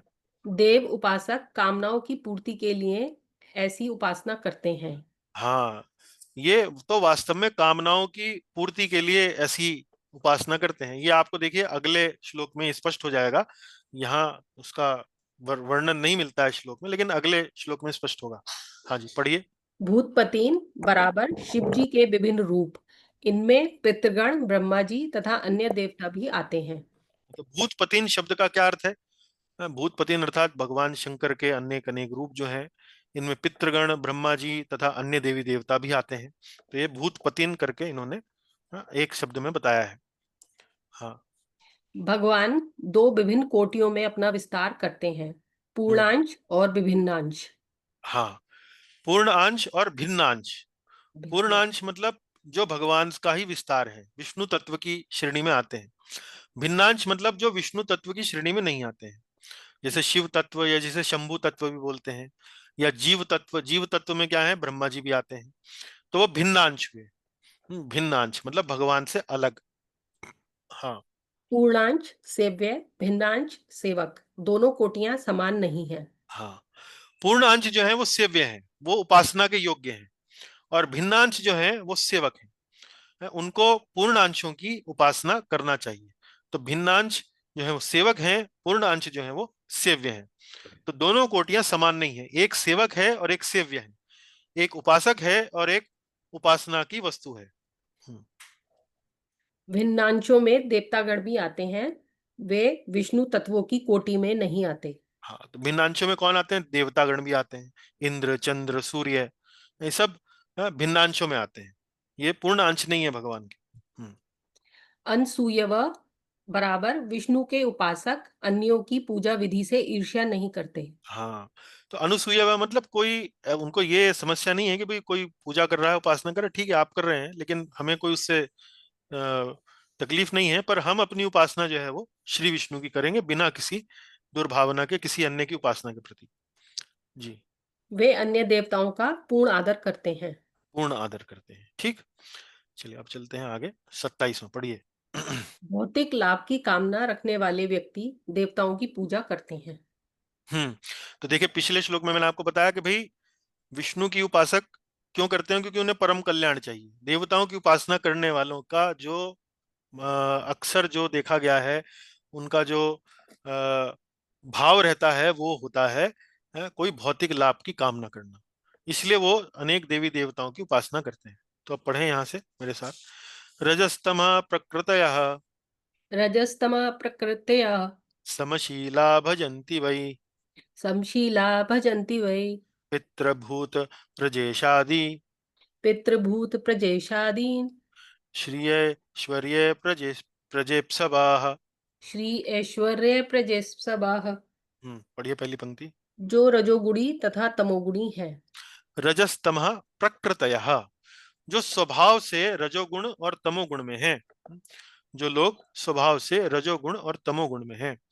समशीला भजन्ति वै, वे अपने स्वभाव के अनुसार पूजा करते हैं। समशीला, समशीला मतलब जिनका शील इसी समान हो, रजोगुण और तमोगुण के समान हो, वो उसी भावना से वो अपने अपने स्वभाव के अनुसार भजन करते हैं। अब रजोगुणी व्यक्ति को क्या चाहिए? रजोगुणी व्यक्ति का स्वभाव होता है स्वार्थी, वो हमेशा अपने किसी ना किसी स्वार्थ के कारण पूजा उपासना करता है। आगे पढ़ें। पितृभूत प्रजेश पितृभूत प्रजेशादीन। अब जैसे पितरों की, भूतों की, प्रजापतियों की, तो इनकी उपासना की वस्तु कौन है, इनके उपासक, इनके उपास्य कौन है, देवता कौन है? पितर, भूत, प्रेत, प्रजापति इत्यादि। और श्रिय ऐश्वर्य प्रजेप्सवा। श्री धन, ऐश्वर्य मतलब ऐश्वर्य, प्रजेप्सवा, प्रजेप्सवा अर्थात संतान का लाभ उठाने की इच्छा से। किसी को धन चाहिए, किसी को ऐश्वर्य चाहिए, किसी को संतान का लाभ चाहिए, तो भौतिक लाभ की कामना करने वाले व्यक्ति ही वास्तव में सामान्य रूप से जो देखा गया है देवताओं की पूजा करते हैं। चलिए पढ़िए माता जी। अब जीवन का ये, सूत्र। हाँ, अब ये शिला प्रभुपाद जी का तात्पर्य है। उस तात्पर्य में कुछ 3-4 पंक्तियां जो लिखी हुई हैं, बल्कि ये कहें 2 पंक्तियां लिखी हुई हैं, वो थोड़ा सा पढ़ें। बड़ी सुंदर पंक्तियां लिखी हैं, पढ़िए माता जी। मनुष्यों को चाहिए कि जीने के लिए कठोर श्रम करें और इसी श्रम के फल से भगवान की पूजा करें। यही जीवन का लक्ष्य होना चाहिए। हाँ, तो कहने का भाव ये है, प्रभुपाद जी क्या कहना चाह रहे हैं यहाँ पे, कि अपने जीवन की आवश्यकताओं की पूर्ति के लिए पूजा पाठ ना करें कि मुझे 2 रोटी पकड़ा दो, या मुझे नौकरी दिलवा दो, या मुझे अच्छा स्वास्थ्य दिलवा दो, या मेरा रोग दूर कर दो, या मुझे अच्छी पत्नी दिलवा दो, अच्छा पति दिलवा दो। इस कारण से पूजा ना करें। हैं? अगर आपको जीवन की ये वस्तुएं चाहिए तो उसके लिए कठोर श्रम करें, जीने के लिए कठोर श्रम करें, और इसी श्रम से जो फल आपको प्राप्त हो उससे वास्तव में भगवान की उपासना करें। यही जीवन का लक्ष्य होना चाहिए। आगे पढ़ें। उसे भगवान में श्रद्धा रखते हुए उचित ढंग से अपने वृत्तिपरक धर्म का पालन करना चाहिए। इससे वह धीरे धीरे भगवान के धाम पहुंच सकेगा। जी, श्रम करें, श्रम से जो आपको अर्थ मिले, धन मिले, उससे भगवान की सेवा करें, है उसमें। इसी प्रकार भगवान में श्रद्धा रखते हुए और आपका जो वृत्तिपरक धर्म है, आप जो भी स्वभाव के हैं, उस स्वभाव का पालन करते हुए आप धीरे धीरे भगवान का उपासना करें, भगवान की पूजा करें, उनकी भक्ति करें। इससे वास्तव में आप धीरे धीरे भगवान के धाम पहुंच सकेंगे। जी, अब चर्चा जो है वो आगे जा रही है। अब जो है यहाँ तक उन्होंने ये स्पष्ट कर दिया कि श्री विष्णु ही वास्तव में परम उपासक हैं, क्षमा कीजिए, परम श्रद्धा की वस्तु है, परम उपासना की वस्तु है। अब यहाँ पर सभी प्रक्रियाओं का सार कौन है? वासुदेव है। अभी भी कुछ कहीं कोई शंका रह गई हो किसी मामले में कि हमने तो योग साधन में आसन प्राणायाम देखा है, हमने तो तप देखे हैं, दान देखा है, यज्ञ देखा है, कर्म वर्णाश्रम धर्म का पालन होते हुए देखा है, तपस्या देखी है, तो धर्म का पालन करना देखा है। तो ये वास्तव में अन्य अनेक जो प्रक्रियाएं हैं, अब सब लपेट कर, सब कुल मिलाकर एक साथ, जिसे कहते हैं कि भाई सबकी एक साथ जो श्रेष्ठता है वो स्थापित कर दी उन्होंने, कि भाई भगवान वासुदेव जो हैं वो वास्तव में हर उपासना का, हर क्रिया का, हर पद्धति का वेदों में जो दिया गया है उसका लक्ष्य है। चाहे वो वेद हो, चाहे वो यज्ञ हो, चाहे वो योग हो, चाहे सकाम कर्म हो, चाहे वो ज्ञान हो, चाहे वो कठिन तपस्या हो, चाहे कोई वो धर्म का पालन करना हो, कोई भी विधि हो, कोई भी प्रक्रिया हो, सबका लक्ष्य कौन है? सबका लक्ष्य केवल और केवल श्री वासुदेव, भगवान श्री कृष्ण हैं। वासुदेव परावेदा, वासुदेव परावेदा, वासुदेव परामखाः, वासुदेव परामखाः, वासुदेव परायोगा, वासुदेव परायोगा, वासुदेव परः क्रिया, वासुदेव परः क्रियाः, वासुदेव परम ज्ञानम, वासुदेव परम ज्ञानम, वासुदेव परम तपः, वासुदेव परम तपः, वासुदेव परो धर्मो, वासुदेव परो धर्मो, वासुदेव परागति। वासुदेव परागतिः। पढ़िए यहाँ से ऊपर से लेके नीचे तक। वेदों का परम लक्ष्य श्री कृष्ण है। हम्म यज्ञ करने का उद्देश्य श्री कृष्ण को प्रसन्न करना है। योग श्री कृष्ण के साक्षात्कार के लिए है।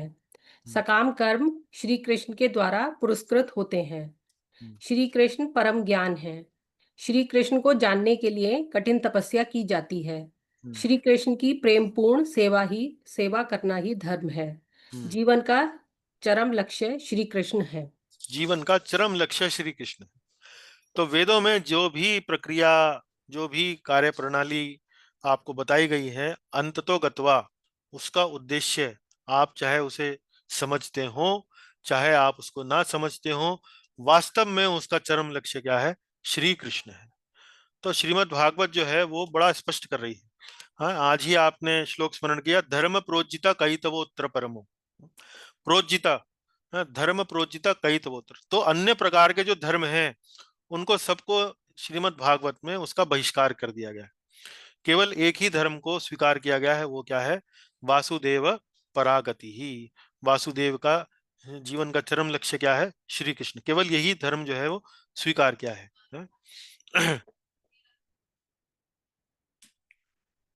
पढ़े आगे। पढ़े माता जी। किंतु वेदों में पितरों और देवताओं को पूजनीय कहा गया है। उनकी पूजा में क्या अनुचित है? हम्म अभी थोड़ी पिछले श्लोक में चर्चा क्या हुई थी? श्लोक में चर्चा हुई थी कि भाई देवी देवताओं की पूजा जो है उससे श्रेष्ठ किसकी पूजा है? वास्तव में भगवान श्री विष्णु की पूजा उससे श्रेष्ठ है। जो भगवान के भक्त हैं वो अंततोगत्वा श्री विष्णु की ही उपासना करते हैं, देवताओं की उपासना नहीं करते। तो कोई प्रश्न ही उठा सकता है कि भाई वेदों में तो देवी देवताओं की उपासना भी लिखी है, उसका क्या? क्या वो अनुचित है? पढ़ें आगे। अनुचित नहीं, किंतु वेदों का तात्पर्य वासुदेव है। इस कारण भी उनका ही भजन किया जाना चाहिए। अगला पढ़ें। अतः जो लोग वेदों का तात्पर्य नहीं जानते, वे ही पितरों और देवताओं को पूजते हैं। हाँ, तो आप देखेंगे कि जो वेदों को जानते नहीं हैं, उनका तात्पर्य नहीं जानते हैं, वही देवताओं को पूजते हैं। तो अन्य साधनों में, अन्य उपासना पद्धतियों में आपको देखने को मिलेगा कि वास्तव में वो वेदों के इस सार से, इस निष्कर्ष से अनभिज्ञ रहते हैं। वासुदेव परा वेदा, वासुदेव परामखा, उन्हें नहीं मालूम रहता है। तो वेदों में जो पितरों की, देवताओं की जो पूजा बताई गई है वो अनुचित नहीं है, लेकिन अ, वो परम लक्ष्य तक हमको नहीं ले जा सकती, इसलिए जो भक्त हैं उस पूजा से दूर रहते हैं। इसी कारण उनका भजन नहीं करते हैं, क्योंकि वह हमें वासुदेव तक नहीं ले जाती है। तो जिन लोगों को ये तात्पर्य नहीं मालूम है, वो भूलवश, अज्ञानतावश, बुद्धिहीनतावश वो करते हैं ऐसा। जी। किन, किंतु वेदों में तो यज्ञों और योग का भी प्रतिपादन किया गया है। हाँ, वेदों में तो योग भी बताया गया है। तो भाई बिना ही बात के बताया गया है क्या? क्या उसका कोई महत्व नहीं है? यदि आपने सब कुछ भगवान की भक्ति को ही श्रेष्ठ बता दिया, भगवान श्री विष्णु की उपासना को श्रेष्ठ बता दिया, तो अन्य जो विधियां हैं इनका औचित्य क्या है, इनका प्रयोजन क्या है? तो वो ये सब बता रहे हैं कि भाई वो प्रयोजन उनका भी यही है। अलग अलग लोग अलग अलग मानसिकताओं के होते हैं, अलग अलग प्रकार से आकर्षित होते हैं, और अंततोगत्वा वो जहां से भी आकर्षित हो, ले जाना उनका वेदों का लक्ष्य एक ही है, भगवान श्री कृष्ण की उपासना, उनका चरण, उनके चरण कमल। पढ़े माता जी आगे। यह भी सत्य है, किंतु जो अल्प मेधा वाले ही वेदों के रीति रिवाजों को सर्वे सर्वा मान लेते हैं, वे भूल जाते हैं कि हमारा मूल निवास तो भगवान का धाम है। इसी कारण वे अन्य स्थानों को खोजते फिरते हैं। हाँ, तो अन्य स्थानों को खोजेंगे, यज्ञों को करेंगे, योग करेंगे, सिद्धियां प्राप्त करने का प्रयास करेंगे। तो क्यों? क्योंकि वो जानते ही नहीं वेदों का सार क्या है, वेदों का मूल उद्देश्य क्या है। वेदों का मूल उद्देश्य तो हमें भगवत धाम ले जाने के लिए तैयार करना है। तो जब ये नहीं जानते हैं तो इधर उधर भटकते हैं। जी। किंतु वेदों में आसन, प्राणायाम, ध्यान जैसी शारीरिक क्रियाओं की अनुशंसा की गई है। वासुदेव परायोगा, भाई आसन है, प्राणायाम है, ध्यान है। आप देखेंगे अपने चारों ओर नजरें उठा के देख लीजिए, बहुत सारे लोग आपको मिल जाएंगे आसन प्राणायाम ध्यान करते हुए। मूल उद्देश्य क्या? मूल उद्देश्य है कि अपना स्वास्थ्य जो है वो ठीक रहे। तो नहीं जानते, चूंकि वो मूल उद्देश्य क्या है, आसन प्राणायाम ध्यान का भी अंततोगत्वा अर्थ क्या है? अपने हृदय में परमात्मा स्वरूप जो अंतर्यामी है, परमात्मा है, उन पर ध्यान करना। और वो परमात्मा वासुदेव से अलग थोड़ी है। हाँ, लेकिन ये परमात्मा स्वरूप अंतर्यामी वासुदेव पर ध्यान केंद्रित करने के निमित्त होती हैं। ये जो आसन प्राणायाम ध्यान जैसी क्रियाएं हैं ये उनके निमित्त होती हैं, लेकिन वो जानते नहीं हैं कि ये वास्तव में भगवान वासुदेव पर ध्यान केंद्रित करने के लिए निमित्त हैं। अगला। किंतु उन ज्ञान शास्त्रों का क्या जिनके अनुशीलन से मनुष्य अभिमान रहित, मद रहित जैसे गुणों से युक्त होता है। वासुदेव परम ज्ञानम। हम्म, तो अगर आपको ये ज्ञान है कि वासुदेव ही सर्वश्रेष्ठ हैं, वासुदेव ही वास्तव में परम सत्य की परम व्याख्या है, तो आपको और कुछ करने की आवश्यकता नहीं है। आप यदि आप अपने जीवन में भगवान का नाम ले रहे हैं, इस भाव से ले रहे हैं कि वो भगवान जो है वो अतुलनीय है, स्वराट है, किसी से कोई भी उनसे ऊपर नहीं है, तो आपका ज्ञान सर्वश्रेष्ठ है, आपका ज्ञान बिल्कुल उचित है। आपको कोई बहुत लंबे चौड़े शास्त्रों का पठन पाठन अध्ययन करने की आवश्यकता नहीं है। अध्ययन की आवश्यकता से मतलब भक्ति के कार्यकलाप करते हुए अध्ययन की आवश्यकता है, लेकिन उस ज्ञान को प्राप्त करने के लिए अलग से आपको बांचने की जरूरत नहीं है, वो तो ज्ञान आपको पहले ही मालूम। जी, पढ़े। ज्ञान का सारा अनुशीलन भगवान वासुदेव की भक्ति में सेवा में जाकर समाप्त होता है। हाँ, वेदेश्च सर्वैर अहमेव वेद्यो। वेदों में सर्वश्रेष्ठ जो जानने वाला है वो मैं ही तो हूँ, भगवान कहते हैं। तो ज्ञान का सारा अनुशीलन भगवान वासुदेव की भक्ति में ही जाकर समाप्त होता है। आप कोई भी ज्ञान प्रक्रिया अपना लें, भगवान का भगवान श्री कृष्ण तक ही पहुंचना उस ज्ञान का लक्ष्य है। जी। किंतु उस तप का क्या जिससे व्यक्ति स्वेच्छा से शारीरिक कष्ट उठाकर जीवन में ऊंचे उद्देश्यों को प्राप्त करता है। वासुदेव परम तपः। तपा, तप मतलब तपस्या करना। तपस्या करने के आपने अलग अलग विधि विधान देखे होंगे। हम लोग कुछ समय पहले मलेशिया देश में रहते थे, वहां पर हमने देखा कि एक उत्सव वहां पर आया करता था जिसमें लोग बाग अपने गालों में सुई बिंधवा लेते थे, अपनी जीभ बिंधवा लेते थे, अपने शरीर पर वो सुई बिंधवा कर उसमें नींबू इत्यादि पिरोया करते थे। तो अनेक अनेक प्रकार की तपस्या करते हैं लोग, अनेक अनेक प्रकार के कष्ट करते हैं, और ये सोचते हैं कि इन कष्टों को लेकर वे जीवन में ऊंचे उद्देश्यों को प्राप्त कर पाएंगे। लेकिन वास्तव में इन तपों का उद्देश्य क्या है? इन तपों का उद्देश्य वास्तव में भगवान वासुदेव को जानना ही है। तो स्वेच्छा से वह तप स्वीकार करें जो भगवान वासुदेव की उपासना के अनुकूल हो। उदाहरण के लिए एकादशी का व्रत। एकादशी का व्रत हम किस लिए करते हैं? क्योंकि वह भगवान को प्रिय है। यह व्रत भगवान को प्रिय है। आगे। किंतु उन धार्मिक अनुष्ठानों का क्या जो हमें स्वर्ग प्राप्ति के साधनों का प्रतिपादन करते हैं। हाँ, ऐसे वेदों में बहुत सारे धार्मिक अनुष्ठान हैं जिनको करने से कहा जाता है कि आपको स्वर्ग की प्राप्ति होगी। लेकिन ऐसी आशंका को ध्यान में रखते हुए कहा गया है कि धर्म का मूल उद्देश्य भी वासुदेव की ही प्राप्ति है। तो स्वर्ग इत्यादि की प्राप्ति का आप कोई मतलब नहीं है, क्योंकि भगवत गीता में भी लिखा है एक बार स्वर्ग प्राप्त करेंगे जैसे पुण्य क्षीण होंगे तुरंत आप मर्त्य लोक में आ जाएंगे। तो उत्तर यहाँ पर कहने का तात्पर्य ये है कि वहां पर नैमिषारण्य में अनेक अनेक प्रकार के अनेक अनेक दृष्टिकोण वाले ऋषिगण उपस्थित थे, और सबकी शंकाओं का मूल से निवारण करने के लिए यहाँ पर सूत गोस्वामी जी ने इस श्लोकों को बोला है 28 और 29, जिसमें स्पष्ट कर दिया गया है बिल्कुल, वासुदेव परादेव वेदा, वासुदेव परामखा, वासुदेव परा योगा, परा क्रिया, परम ज्ञानम, परम तपा, परो धर्मो, परा गति।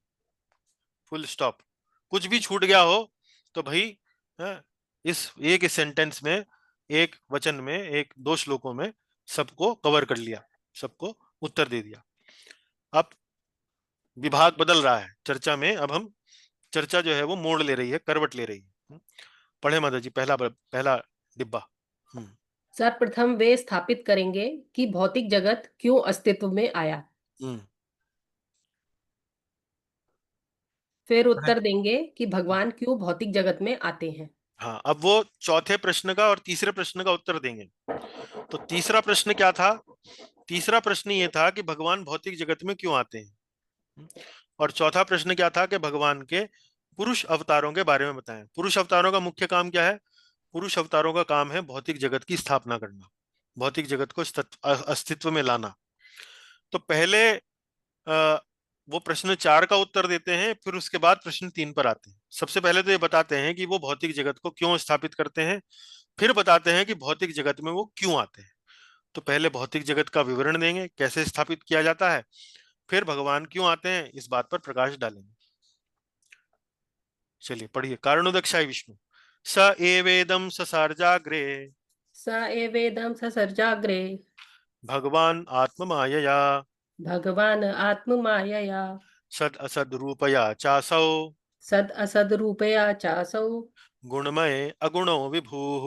गुणमय अगुणो विभुः। पहला पंक्ति। उन भगवान ने ही पूर्व में इस जगत की सृष्टि की। स एवेदम, उन्होंने ही, स उस भगवान ने, उन भगवान ने, स एवेदम, एव एव मतलब उन्होंने ही, एदम इदम, इदम मतलब इस जगत की, ससर्ज ससर्जाग्रे, ससर्ज ससर्ज मतलब उत्पन्न किया, अग्रे मतलब पहले। अग्रे शब्द हमने पिछले श्लोकों में भी देखा, अग्रे मतलब पूर्व काल में, प्राचीन काल में या बहुत समय पहले उन्हीं भगवान ने पूर्व में इस जगत की सृष्टि की। कैसे?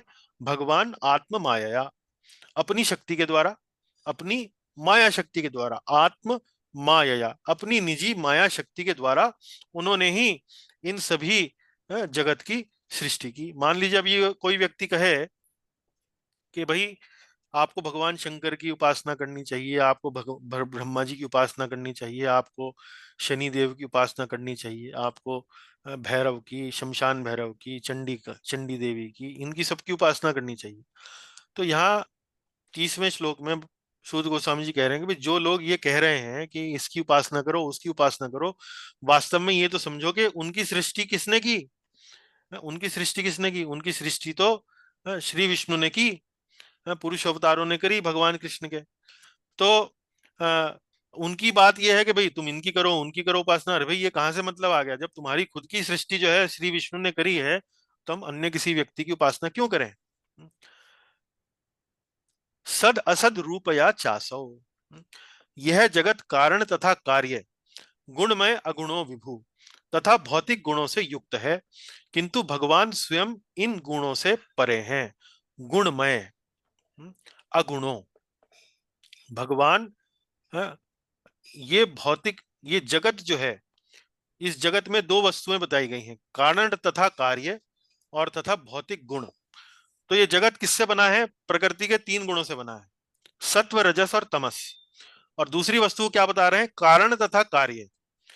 कारण तथा कार्य संस्कृत में ये अनुवाद किया जाता है किन अंग्रेजी शब्दों के लिए? कॉज एंड इफेक्ट, कारण तथा प्रभाव। इसका अनुवाद जो है पुस्तकों में कारण तथा कार्य किया गया है, वो कई बार समझ में नहीं आता है। कारण तथा कार्य मतलब cause and effect. Cause and effect मतलब क्या? ये भौतिक जगत जो है, इसमें हर जगह आपको कॉज एंड इफेक्ट मिलेगा। हर वस्तु का संबंध कॉज एंड इफेक्ट से है। कॉज एंड इफेक्ट से क्या मतलब है? जैसे कोई व्यक्ति है, वो कहां से आया, उसका कारण क्या है? उसका कारण उसके माता पिता हैं। उनके माता पिता का कारण क्या है? उनके माता पिता का कारण उनके माता पिता हैं। इस प्रकार से इस भौतिक जगत में हर वस्तु का कोई ना कोई कारण है। आपको इस भौतिक जगत में अन्न कहाँ से मिलता है? अन्न हमें धरती से मिलता है। अन्न धरती से कैसे आता है? जब वर्षा होती है तो धन जो है वो प्रकट होता है, अन्न जो है उगता है। परिश्रम करते हैं तभी अच्छा परिणाम मिलता है। परिश्रम कारण हुआ किसका? अच्छे परिणाम का। मेहनत करोगे तभी वास्तव में कक्षा में उत्तीर्ण होगे। तो कोई ना कोई इस जगत में कारण तथा कार्य है, यानी कि कॉज एंड इफेक्ट है, यानी कि कारण तथा प्रभाव है। और दूसरा क्या? ये भौतिक जगत गुणों से युक्त है, सत्व गुण, तमोगुण और रजोगुण, उससे युक्त है। लेकिन स्वयं भगवान इन गुणों से परे हैं। गुणमय अगुणों विभु। गुणमय, भौतिक जगत तो गुणमय है, लेकिन विभु यानी कि हमारे जो भगवान हैं वो अगुणी, अगुणों, अगुणों मतलब गुणों से रहित हैं।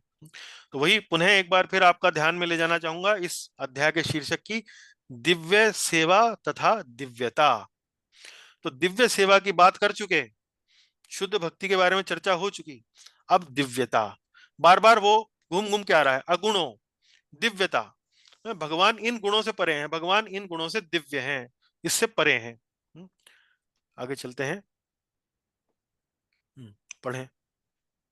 जो लोग पितरों, शिवजी, ब्रह्मा इत्यादि की उपासना करने की अनुशंसा करते हैं, उनके सृष्टिकर्ता भगवान वासुदेव ही हैं। अतः वे ही उपासना के योग्य हैं। तो मैंने कहा ना आपसे, कोई व्यक्ति कहे कि भाई पितरों की उपासना करो, शिव जी की उपासना करो, अरे बट ठीक है, लेकिन तुम कहाँ से आए? पितरों की शिव जी की तो चलो बाद में बात करेंगे, पहले तुम अपने बारे में तो बताओ। क्या तुम्हारा तुम्हारी जो यहाँ पर जो सृजन हुआ है, तुम इस जगत के अंदर जो दिखाई दे रहे हो, वो किसकी कृपा से दिखाई दे रहे हो? शिव जी की कृपा से दिखाई दे रहे हो या पितरों की कृपा से दिखाई दे रहे हो? वास्तव में मूल कारण तुम्हारा श्री विष्णु ही है, भगवान श्री कृष्ण है। तो तुम उनकी उपासना की अनुशंसा क्यों कर रहे हो? तुम्हें तो वास्तव में उपासना की अनुशंसा करनी चाहिए भगवान वासुदेव की, क्योंकि वही अ, तुम्हारा तुम्हारी उत्पत्ति का, तुम्हारे इस जन्म का मूल कारण है। आगे। हम्म। एवेदम बराबर एव प्लस इदम हम्म। बराबर भगवान ने ही इस जगत का सृजन किया। एव एव मतलब ही, इदम मतलब इस जगत का। भगवान ने ही इस जगत का सृजन किया। शिव जी ने नहीं किया, ब्रह्मा जी ने नहीं किया। कहाँ से किया, कहाँ से हुआ? भगवान श्री कृष्ण की कृपा से ही हुआ, उनके ही मार्गदर्शन में हुआ। हम्म। यदि भगवान ने ही सृष्टि की है तो किसी उद्देश्य के कारण किया है। अब बिना वे उद्देश्य के तो कोई होता नहीं है, कुछ भी नहीं होता है। जी पढ़े आगे।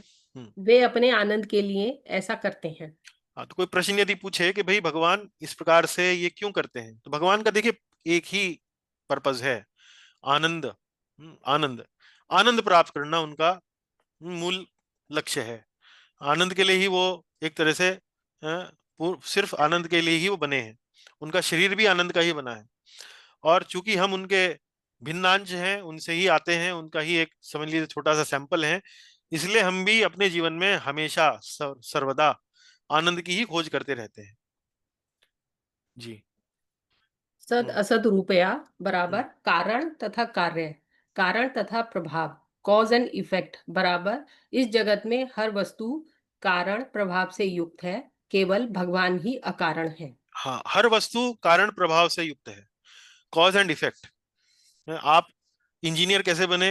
भाई हम स्कूल गए थे, कॉलेज गए थे, वहां हमारे अध्यापकों ने हमें पढ़ाया, इसलिए उनकी कृपा से, उनके कारण से हम इंजीनियर बने, या हम डॉक्टर बने, या हम चार्टर्ड अकाउंटेंट बने, या हम ग्रेजुएट बने।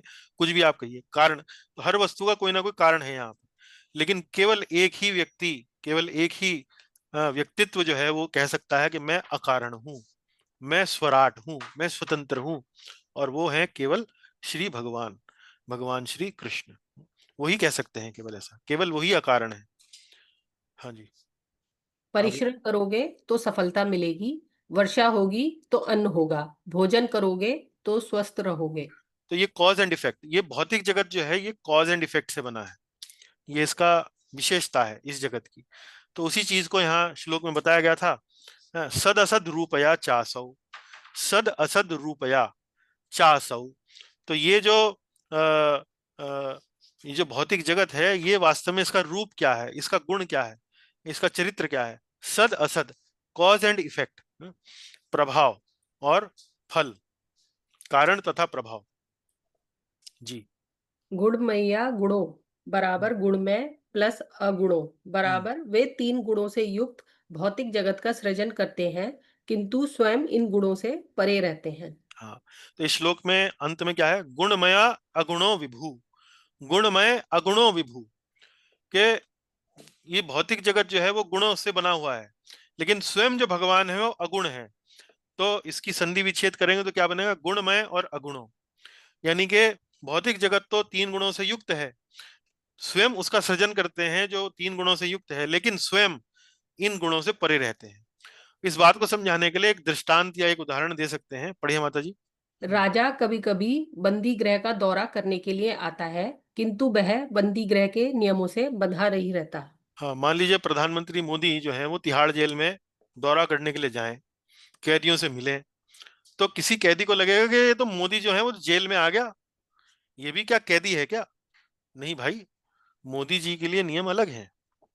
मोदी जी अपनी इच्छा से, अपनी स्वतंत्रता से वो तिहाड़ जेल का दौरा कर सकते हैं। तो तिहाड़ जेल के अधिकारी, तिहाड़ जेल के जेल के वहां के जो बंदी हैं, वो तो उन नियमों से, तिहाड़ जेल के नियमों से बंधे हुए हैं, लेकिन मोदी जी नहीं बंधे हुए हैं। मोदी जी की इच्छा होगी तो वो, प्रधानमंत्री की इच्छा होगी तब वो जब चाहेंगे वो जा सकते हैं। इसी तरह से भगवान जो है वो भौतिक जगत का सृजन अवश्य करते हैं, लेकिन इनके गुणों से, इनके नियमों से बंधे हुए नहीं है। जी पढ़ें। प्रकृति के 3 गुण सत्व, रजस, तमस भगवान के आध्यात्मिक गुणों से भिन्न होते हैं। भगवान की शक्ति कौन सी है? अंतरंगा शक्ति, विशुद्ध सत्व। और भौतिक जगत की शक्ति कौन सी है? सत्व, रजस, तमस। ये भी वास्तव में भगवान की ही शक्तियां हैं, लेकिन ये निकृष्ट शक्तियां हैं, बहिरंगा शक्तियां हैं, और वो अंतरंगा शक्ति है। तो अंतरंगा जो है वो बहिरंगा से श्रेष्ठ है। अंतरंगा जो है हमें आध्यात्मिक जगत ले जा सकती है, बहिरंगा हमें आध्यात्मिक जगत ले जाने से पीछे खींचती है, हमारे लिए माया का कार्य करती है। चलिए 31वां पढ़ते हैं। गर्भोदक्षाई व क्षीरोदक्षाई विष्णु तया विलसितेष्व एषु तया विलसितेष्वेषु गुणेषु गुणवानिव गुणेषु गुणवान इव अंतः प्रविष्ट आभाति अंतः प्रविष्ट आभाति विज्ञानेन विजृंभितः।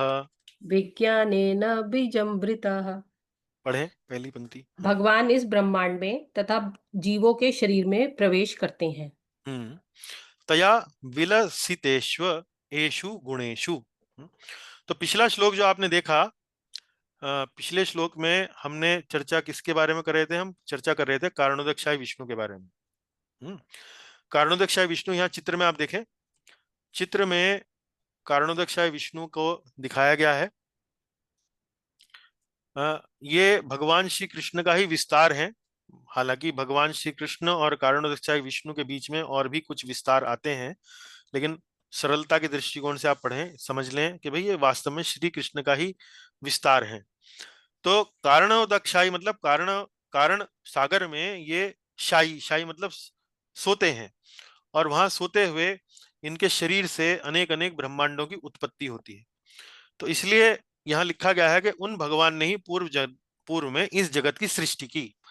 तो इन्होंने तो इन ब्रह्मांडों की सृष्टि की। ये जो ब्रह्मांड आप देख रहे हैं छोटे छोटे, ये जो आ, आ, गोले आपको नजर आ रहे हैं यहाँ पर गोल आकार में, ये ब्रह्मांड है। ब्रह्म अंड, अंड मतलब अंडाकार, अंडे की शेप के, अंडे की आकार के ब्रह्मांड, बड़े बड़े यूनिवर्सेस यहाँ पर प्रकट हो रहे हैं। अब अगले श्लोक में इन्हीं पुरुष अवतारों का थोड़ा सा वर्णन और बताया गया है। पुरुष अवतार मतलब कारणोदक्षाय विष्णु, गर्भोदक्षाय विष्णु और क्षीरोदक्षाय विष्णु। तो कारणोदक्षाय विष्णु का तो बता दिया, उन्होंने ब्रह्मांडों की उत्पत्ति करी। अब उन ब्रह्मांडों की उत्पत्ति करने के बाद उन ब्रह्मांडों में अनेक अनेक लोगों की स्थापना करना, उन लोगों में अनेक अनेक जीवों को उनका शरीर देकर वहां पर जनसंख्या बढ़ाना। तो ये कार्य कौन करते हैं? ये कार्य करते हैं गर्भोदक्षाई विष्णु है। और फिर क्षीरोदक्षाय विष्णु के रूप में विस्तार लेकर वे प्रत्येक जीव के हृदय में, प्रत्येक अणु के अंदर वो विद्यमान हो जाते हैं। तो पढ़े माता जी पहली पंक्ति यहाँ पर, भगवान इस ब्रह्मांड में भगवान इस ब्रह्मांड में तथा जीवों के शरीर में प्रवेश करते हैं। हाँ, तो ब्रह्मांड का बना सृष्टि हो गई, अब वो उस ब्रह्मांड में प्रवेश कर रहे हैं। तो देखिए यही कारणोदक्षाय विष्णु ये कारण सागर में लेटे हुए हैं, और इनके शरीर से ये एक ब्रह्मांड की उत्पत्ति हुई। तो यही कारणोदक्षाय विष्णु गर्भोदक्षाय विष्णु बनकर यहाँ पर ये गर्भोदक सागर में यहाँ पर शयन करते हैं, विश्राम करते हैं। और यहाँ पर उनकी नाभि से कमल नाल निकलती है, जिस पर ब्रह्मा जी का जन्म होता है। और ब्रह्मा जी जो है वो गर्भोदक्षाय विष्णु के मार्गदर्शन में रहते हुए जगत की उत्पत्ति करते हैं, अनेक अनेक लोगों का निर्माण करते हैं, उनमें जनसंख्या स्थापित करते हैं, उनको शरीर देकर। इस प्रकार से कार्य चलता है। अगला हरे में पढ़ें। ऐसा प्रतीत होता है कि वे जीवों में से एक हैं, किंतु वे सदैव दिव्यता में स्थित रहते हैं। हाँ, गुणवान इव, क्योंकि वे अब भौतिक जगत में प्रवेश कर गए हैं। भौतिक जगत में प्रवेश कर गए हैं तो कोई व्यक्ति सोच सकता है कि भाई चूंकि ये भौतिक जगत में ही है तो लगता है कि ये भी गुणों से प्रभावित हैं। गुणवान इव, लेकिन गुणवान इव आभाति, आभाति मतलब ऐसा आभास होता है कि वे भी गुणवान हैं। वे भी गुणवान से मतलब 3 गुणों से युक्त हैं, 3 गुणों के संपर्क में हैं। लेकिन विज्ञानेन विजृंभिता, विज्ञानेन विजृंभिता अर्थात वे सदैव दिव्यता में स्थित रहते हैं। वे गुणों से प्रभावित नहीं होते हैं, वे दिव्य बने रहते हैं। तो देखिए फिर से वही बात आ गई, दिव्यता तथा दिव्य सेवा। तो यहाँ भगवान की दिव्यता को बार बार दर्शाया जा रहा है कि वो भौतिक जगत में है अवश्य, लेकिन दिव्य हैं, उससे परे हैं। भौतिक जगत में अवश्य हैं, लेकिन उससे दिव्य हैं। तो ये बार बार इन्हीं बातों को यहाँ पर प्रस्तुत कर रहे हैं। पढ़े माता जी। पिछले श्लोक में भगवान को जगत का कारण बताया गया है। हाँ, कारणोदक्षाय विष्णु। कारण मतलब जगत का कारण, मतलब कारणोदक्षाय विष्णु। जगत का कारण कौन है? कारणोदक्षाय विष्णु। कारण सागर से आते हैं। हाँ, हर ये भौतिक जगत का कारण कारण सागर है, इसीलिए उसका नाम कारण पड़ा है, कारण सागर। और फिर इस श्लोक में अब बताया जा रहा है कि वे सभी वस्तुओं में प्रवेश करके उनका नियंत्रण करते हैं। हाँ, उनका नियंत्रण करते हैं। तो भगवान को, पुरुष अवतारों को वास्तव में आत्मा कहा गया है। तो कारणोदक्षाय विष्णु पूरे सृष्टि की आत्मा है, पूरे भौतिक सृष्टि की आत्मा है। और गर्भोदक्षाय विष्णु जो है वो अलग अलग ब्रह्मांडों की आत्मा है, परमात्मा। उनके अंदर प्रविष्ट होते हैं। और क्षीरोदक्षाय विष्णु हर जीव के भीतर, हृदय के भीतर बैठे हैं, वो उनके परमात्मा है। तो ये तीनों के तीनों परमात्मा है। कारणोदक्षाई, गर्भोदक्षाई और क्षीरोदक्षाई तीनों ही परमात्मा है। एक संपूर्ण सृष्टि के, एक ब्रह्मांडों के, और एक जीवों के, और अनेक छोटे छोटे अणुओं के। आगे पढ़े। अंतः प्रविष्ट बराबर भगवान जिस भी वस्तु का सृजन करते हैं वे उनमें उसकी आत्मा के रूप में विद्यमान रहते हैं। हाँ, अब आप देखिए पृथ्वी जो है वो सूर्य के चारों ओर चक्कर लगा रही है। इसी कारण से सर्दी गर्मी, ये जो मौसम में जो परिवर्तन होता है, लेकिन किसी ने कभी पूछा है कि ये सूर्य, ये पृथ्वी जो है ये चल कैसे रही है, घूम कैसे रही है? ये घूम इसीलिए रही है क्योंकि इसके अंदर भगवान की शक्ति, परमात्मा के रूप में श्री विष्णु जो है, गर्भोदक्षाय विष्णु जो है, वो इस पूरी सृष्टि को वो चला रहे हैं। चलिए आगे पढ़े। गुणवान इव बराबर ऐसा प्रतीत होता है कि भगवान भी गुणों द्वारा प्रभावित होते हैं। हाँ, तो ये कुछ विशेष शब्द हैं जो हर श्लोक में मैं अलग अलग से बताता हूं आपको, ताकि आपको पता रहे कि गुणवान इव। इव मतलब जैसे, जैसे लगते हैं। ऐसा लगता है कि वे भी तीन गुणों से प्रभावित हैं, लेकिन है नहीं। विज्ञानेन विजृंभित बराबर विज्ञान से सशक्त हैं, अर्थात अपनी चित्त शक्ति के द्वारा अत्यंत ऊर्जा संपन्न है। हाँ, यहाँ थोड़ा सा चित्त शक्ति अर्थात ज्ञान शक्ति, अपनी ज्ञान शक्ति से अत्यंत ऊर्जा संपन्न है। और ये ज्ञान शक्ति क्या है? ये आध्यात्मिक शक्ति। तो विज्ञान विजृंभितः, वे आध्यात्मिक शक्ति से संपन्न है, यानी कि वे भौतिक जगत के परे हैं, वे भौतिक जगत का भाग नहीं है, भौतिक जगत से अलग है। हालांकि ऐसा प्रतीत होता है कि भौतिक जगत का भाग है। तो मुझे लगता है 6:40 हो गए हैं। अब ज्यादा प्रयास करना और बहुत सारा समय लग जाएगा। 32, 33, 34 इन 3 श्लोकों का अध्ययन हम अगली कक्षा में पूरा करेंगे। आज की कक्षा को यहीं अब समाप्त करेंगे। अन्यथा थोड़ा अधिक समय हो जाएगा, थोड़ा समय प्रश्न उत्तर के लिए भी देंगे। तो चलिए, आपका बहुत बहुत धन्यवाद निधि माता जी, बहुत बहुत धन्यवाद पठन के लिए। अब कोई आपका प्रश्न है, कोई चर्चा आप करना चाहें तो हम चर्चा कर सकते हैं जी। हरे कृष्ण।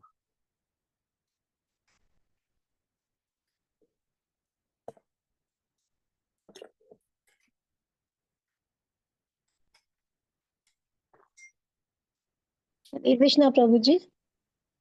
हरे कृष्ण माता जी, बताइए। जी, एक प्रश्न ये आ रहा था मन में कि जो लोग शिव जी की भक्ति करते हैं तो क्या उनको मोक्ष मिलता है? जैसे हाँ। मतलब वैसे तो मतलब विष्णु की भक्ति से ही गोलोक धाम कृष्ण की भक्ति से मिलता है। तो जो जी। शिव जी के भक्त हैं जो मोक्ष की कामना करते हैं तो उनको वो कहाँ जाते हैं, उनको क्या मिलता है? देखिए, भगवान शंकर जो है वास्तव में वो भगवान विष्णु के समान ही शक्तिशाली हैं। उनमें और उनमें कोई अंतर नहीं है, बस अंतर आपने देख लिया क्या है। जी। अंतर है दिव्यता का। वे गुणों के संपर्क में आते हैं, स्वेच्छा से उन गुणों को अपने ऊपर स्वीकार करते हैं, ताकि वे इस प्रकार के तमोगुणी जो जीव जंतु हैं इस भौतिक जगत में, उनको अपनी ओर आकर्षित कर सके। तो वास्तव में उनका अलग धाम है। भगवान शंकर का अपना कैलाश धाम है, और उनके उपासक वास्तव वास्तव में कैलाश धाम जाते हैं। और फिर वहां से वे मतलब आगे जाते हैं, आगे के जो आध्यात्मिक जगत के जो धाम है वहाँ उनका जाना होता होगा, पर इस तरह से है। लेकिन भगवान शंकर जो हैं वो भगवान विष्णु के समान या विष्णु तत्वों के समान आपको जन्म मृत्यु के चक्र से मुक्ति नहीं दिला सकते हैं। जी, यहाँ पर बड़ा स्पष्ट कर दिया गया ना, हाँ जी। बहुत ही स्पष्ट कर दिया, कहीं कोई आपको शंका नहीं। तो शुद्ध जैसे विशुद्ध शिव सत्वम। जी हम्म। जी, हम्म। जैसे शिव जी तमोगुण के अधिष्ठाता है, हम्म। तो सत्वगुणी व्यक्ति उनको नहीं पूछता क्या? तमोगुण ही पूजेंगे क्या उनको? नहीं, ऐसा नहीं है कि सत्वगुणी उनकी पूजा नहीं कर सकते हैं, हम्म। पर आपने देख लिया अंत तो गतवा क्या है, मतलब अगर कोई सत्वगुणी व्यक्ति उनकी पूजा कर भी रहा है तो उसको वास्तव में शास्त्रों का, वेदों का सार नहीं मालूम है। अज्ञानता में या एक प्रकार से आ, आ, एक तरह से इग्नोरेंस में वो उस प्रकार की उपासना कर रहा है। अगर किसी को वेदों का सार मालूम है, समझता है, तो वो ऐसा नहीं करेगा। तो प्रभु जी, शिव पुराण या इस तरह के जो ग्रंथ लिखे गए हैं शिव जी को, वहाँ शिव जी को ही सर्वश्रेष्ठ माना गया है। हाँ माता जी, वहां शिव जी को ही सर्वश्रेष्ठ माना जाना भी चाहिए और जाएगा, क्योंकि जब जो उपासक उनकी, अगर मान लीजिए मैं शिव पुराण तो लिख दूं, लेकिन उसमें मैं गुणगान जो है श्री विष्णु का करूं या किसी अन्य व्यक्तित्व का या किसी अन्य विग्रह का करूं, तो व्यक्ति जो है वो आएगा नहीं ना वहां पर। फिर वो तो उसका जी पर्पस ही सॉल्व नहीं हुआ वास्तव में। इस प्रकार के ग्रंथों से जो अलग अलग, आपने देखा ना, रजस तमस, जो इस प्रकार के भावों से जो आकर्षित होते हैं, वे उस प्रकार की उपासना के प्रति पहुंचते हैं वहां पर। फिर वहां से आगे जाकर कहीं वो भगवान की भक्ति में, फिर वो उनको भगवान शंकर ही बुद्धि देते हैं, तब वो आगे हम्म, चलकर कहीं वो अपना डेस्टिनेशन ऊंचा उठाते हैं, आगे जाते हैं जब उन्हें पता लगता है तो। जी, जी, थैंक यू प्रभु जी, हरे कृष्ण। हरे कृष्ण। जी प्रभु जी, मुझे भी ये लगा कि भगवान शिव भी तो श्री राम का ही नाम लेते हैं ना। जी जी जी जी, देखिए, आप दोनों ही, मैंने आपको आज पूरा स्पष्ट किया, दोनों ही उत्तर हैं। क्या ये तीनों एक हैं? तीनों ही भगवान के अवतार हैं, इसलिए एक हैं, लेकिन दिव्यता की दृष्टि से एक नहीं है। दिव्यता की दृष्टि से श्री विष्णु श्रेष्ठ है। मैं नहीं कह रहा हूं, भागवत कह रही। तो प्रभु जी, ऐसा सुना था कि ये लोग भी हम्म। ऐसे करने से उन्हीं के पास ले जाने के लिए सहायता करते हैं।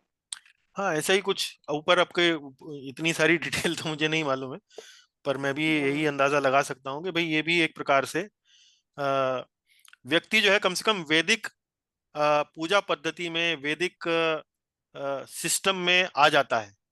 और एक बार सिस्टम में आ जाने के बाद फिर धीरे धीरे कैसे वो अपना अ, ध्यान और अपना जो लक्ष्य है वो बदलता है, या कैसे वो बदला जाता है, वो भगवान की ही एक तरह से कृपा जब होती है तब वो पहुंचता है वहां पर। जी इस, प्रभु जी, आपके इसमें जो पॉइंट्स रहते हैं बहुत क्लियर रहते हैं प्रभु जी। जी बहुत धन्यवाद। क्लियरली समझ में आता है। बहुत अच्छे तरह से आपने निकाला है सब। जी धन्यवाद। बहुत बहुत धन्यवाद प्रभु जी। धन्यवाद माता जी। इसमें इसमें प्रभु जी, आपने दूध दही का जो एग्जाम्पल दिया ना, बहुत हम्म। अच्छा लगा। हाँ, ये भी उदाहरण जो है वो शास्त्रों से ही दिया गया है। भगवान विष्णु के लिए दूध कहा जाता है, दही जो है वो भगवान शंकर के लिए। दही दूध में परिवर्तित नहीं हो सकता है, दूध दही में परिवर्तित हो जाता है, हो सकता है। तो चूंकि भगवान शंकर जो है अपने ऊपर तमोगुण स्वीकार करते हैं, तमोगुण के संपर्क में आना स्वीकार करते हैं, इसलिए दही जो है थोड़ा खट्टा होता है ना, दूध जो है खट्टा नहीं होता है। तो खटास को आप समझ लीजिए तमोगुण मान लीजिए, लेकिन अलावा इसके दूध और दही में कोई अंतर नहीं। वही दूध जो रात भर रखा रहकर सिर्फ दही बन जाता है, अलावा इस छोटी सी खटास के और कोई अंतर नहीं। इसलिए भगवान शंकर को और भगवान विष्णु को बिल्कुल समान एक प्रकार से मान सकते हैं, समान शक्ति वाले हैं। दूध से जीव ही तो जीव बना है ना दही भी। दूध तो दही से बना है, और कुछ आप मिलाते हैं उसमें? कुछ और दूध के अलावा उसमें और कुछ होता है? नहीं, कुछ और नहीं होता। नहीं। नहीं, ना चीनी मिलाते, ना नमक मिलाते, कुछ नहीं मिलाते, दही का एक छोटा सा भाग मिलाते हैं। कल्चर जिसे बोलते हैं आप, वो जावन जिसे बोलते हैं, है ना। उसके अलावा तो और कोई अंतर नहीं है, वही है। जहां तक मुझे ध्यान पड़ता है, ये उदाहरण ब्रह्म संहिता में दिया गया है। ब्रह्मा जी की ब्रह्मा जी की प्रार्थनाओं में दिया गया है जी। ऐसा मुझे ध्यान पड़ता है, हो सकता है मैं गलत हूँ जी। चलिए, अन्य कोई? मोहनलाल जी अपना हाथ खड़ा कर रहे हैं। हरे कृष्णा प्रभु जी। जी प्रभु, पूछिए। मैं ये जानना चाह रहा था, ये हनुमान जी हैं प्रभु जी, जो ये देवता में आते हैं या ये रागात्मक भक्त भक्ति भी की श्रेणी में आते हैं? जी मेरे अनुसार तो ये भक्त भी हैं, और भक्त होना और देवता होना तो अलग अलग बातें हैं ना। हाँ, वही भक्त तो तो मैं है कह ही, रहा था ये भक्त प्रभु तो है जी। ही, हाँ, भक्त तो है ही, लेकिन तो मेरे हिसाब से रागात्मक भक्त हनुमान जी को भगवान शंकर का अवतार बताया जाता है, ऐसा मुझे ध्यान पड़ता है। इनकी उपासना करने में कोई दिक्कत थोड़ी, इनके अनुसरण करने में कोई दिक्कत थोड़ी है इनमें। नहीं, भगवान तो कहते हैं कि हनुमान जो मेरी उपासना करता है वो मुझे प्रिय है, लेकिन जो मेरे भक्तों की उपासना करता है वो मुझे और अधिक प्रिय है। हाँ, तो हनुमान जी को उपासना करना तो बढ़िया चीज है बिल्कुल प्रभु जी। बिल्कुल, हनुमान जी जैसे आप बन जाएं, हनुमान जी जैसा आपका चरित्र हो जाए, तो भगवान को और उससे ज्यादा क्या। हम तो लगाते ही अपने नाम के आगे दास हैं, केशव गोपाल दास, और जी दास जी का सबसे सुंदर उदाहरण तो श्री हनुमान है। जी दास जी। भक्ति में यदि कोई नाम लिया जाता है तो हनुमान जी का ही नाम लिया जाता है ना। हाँ, सर्वोपरि यही है। सर्वोपरि यही है। हम भी अपने नाम के आगे दास ही लगाते हैं, केशव गोपाल जी दास प्रभु। या दासी, जो भी। तो दास का भाव जो हनुमान जी का है, उससे श्रेष्ठ तो और कुछ है ही नहीं।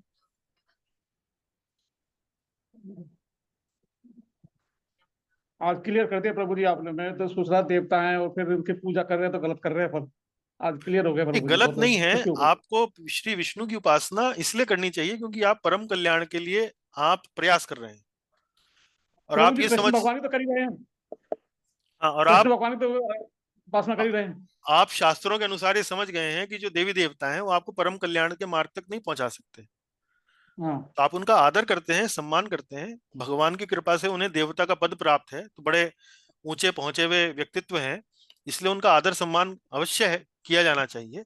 लेकिन उपासना, परम जो हमारी उपासना है, वो भगवान श्री कृष्ण की ही होनी चाहिए जी। हाँ, इनके माध्यम से भी किया जा सकता है। हाँ जी। चलिए जी, और तो फिर समाप्त करेंगे, अगली कक्षा में 32वें 33वें से लेंगे आगे। तब तक के लिए बहुत बहुत धन्यवाद। हरे कृष्णा।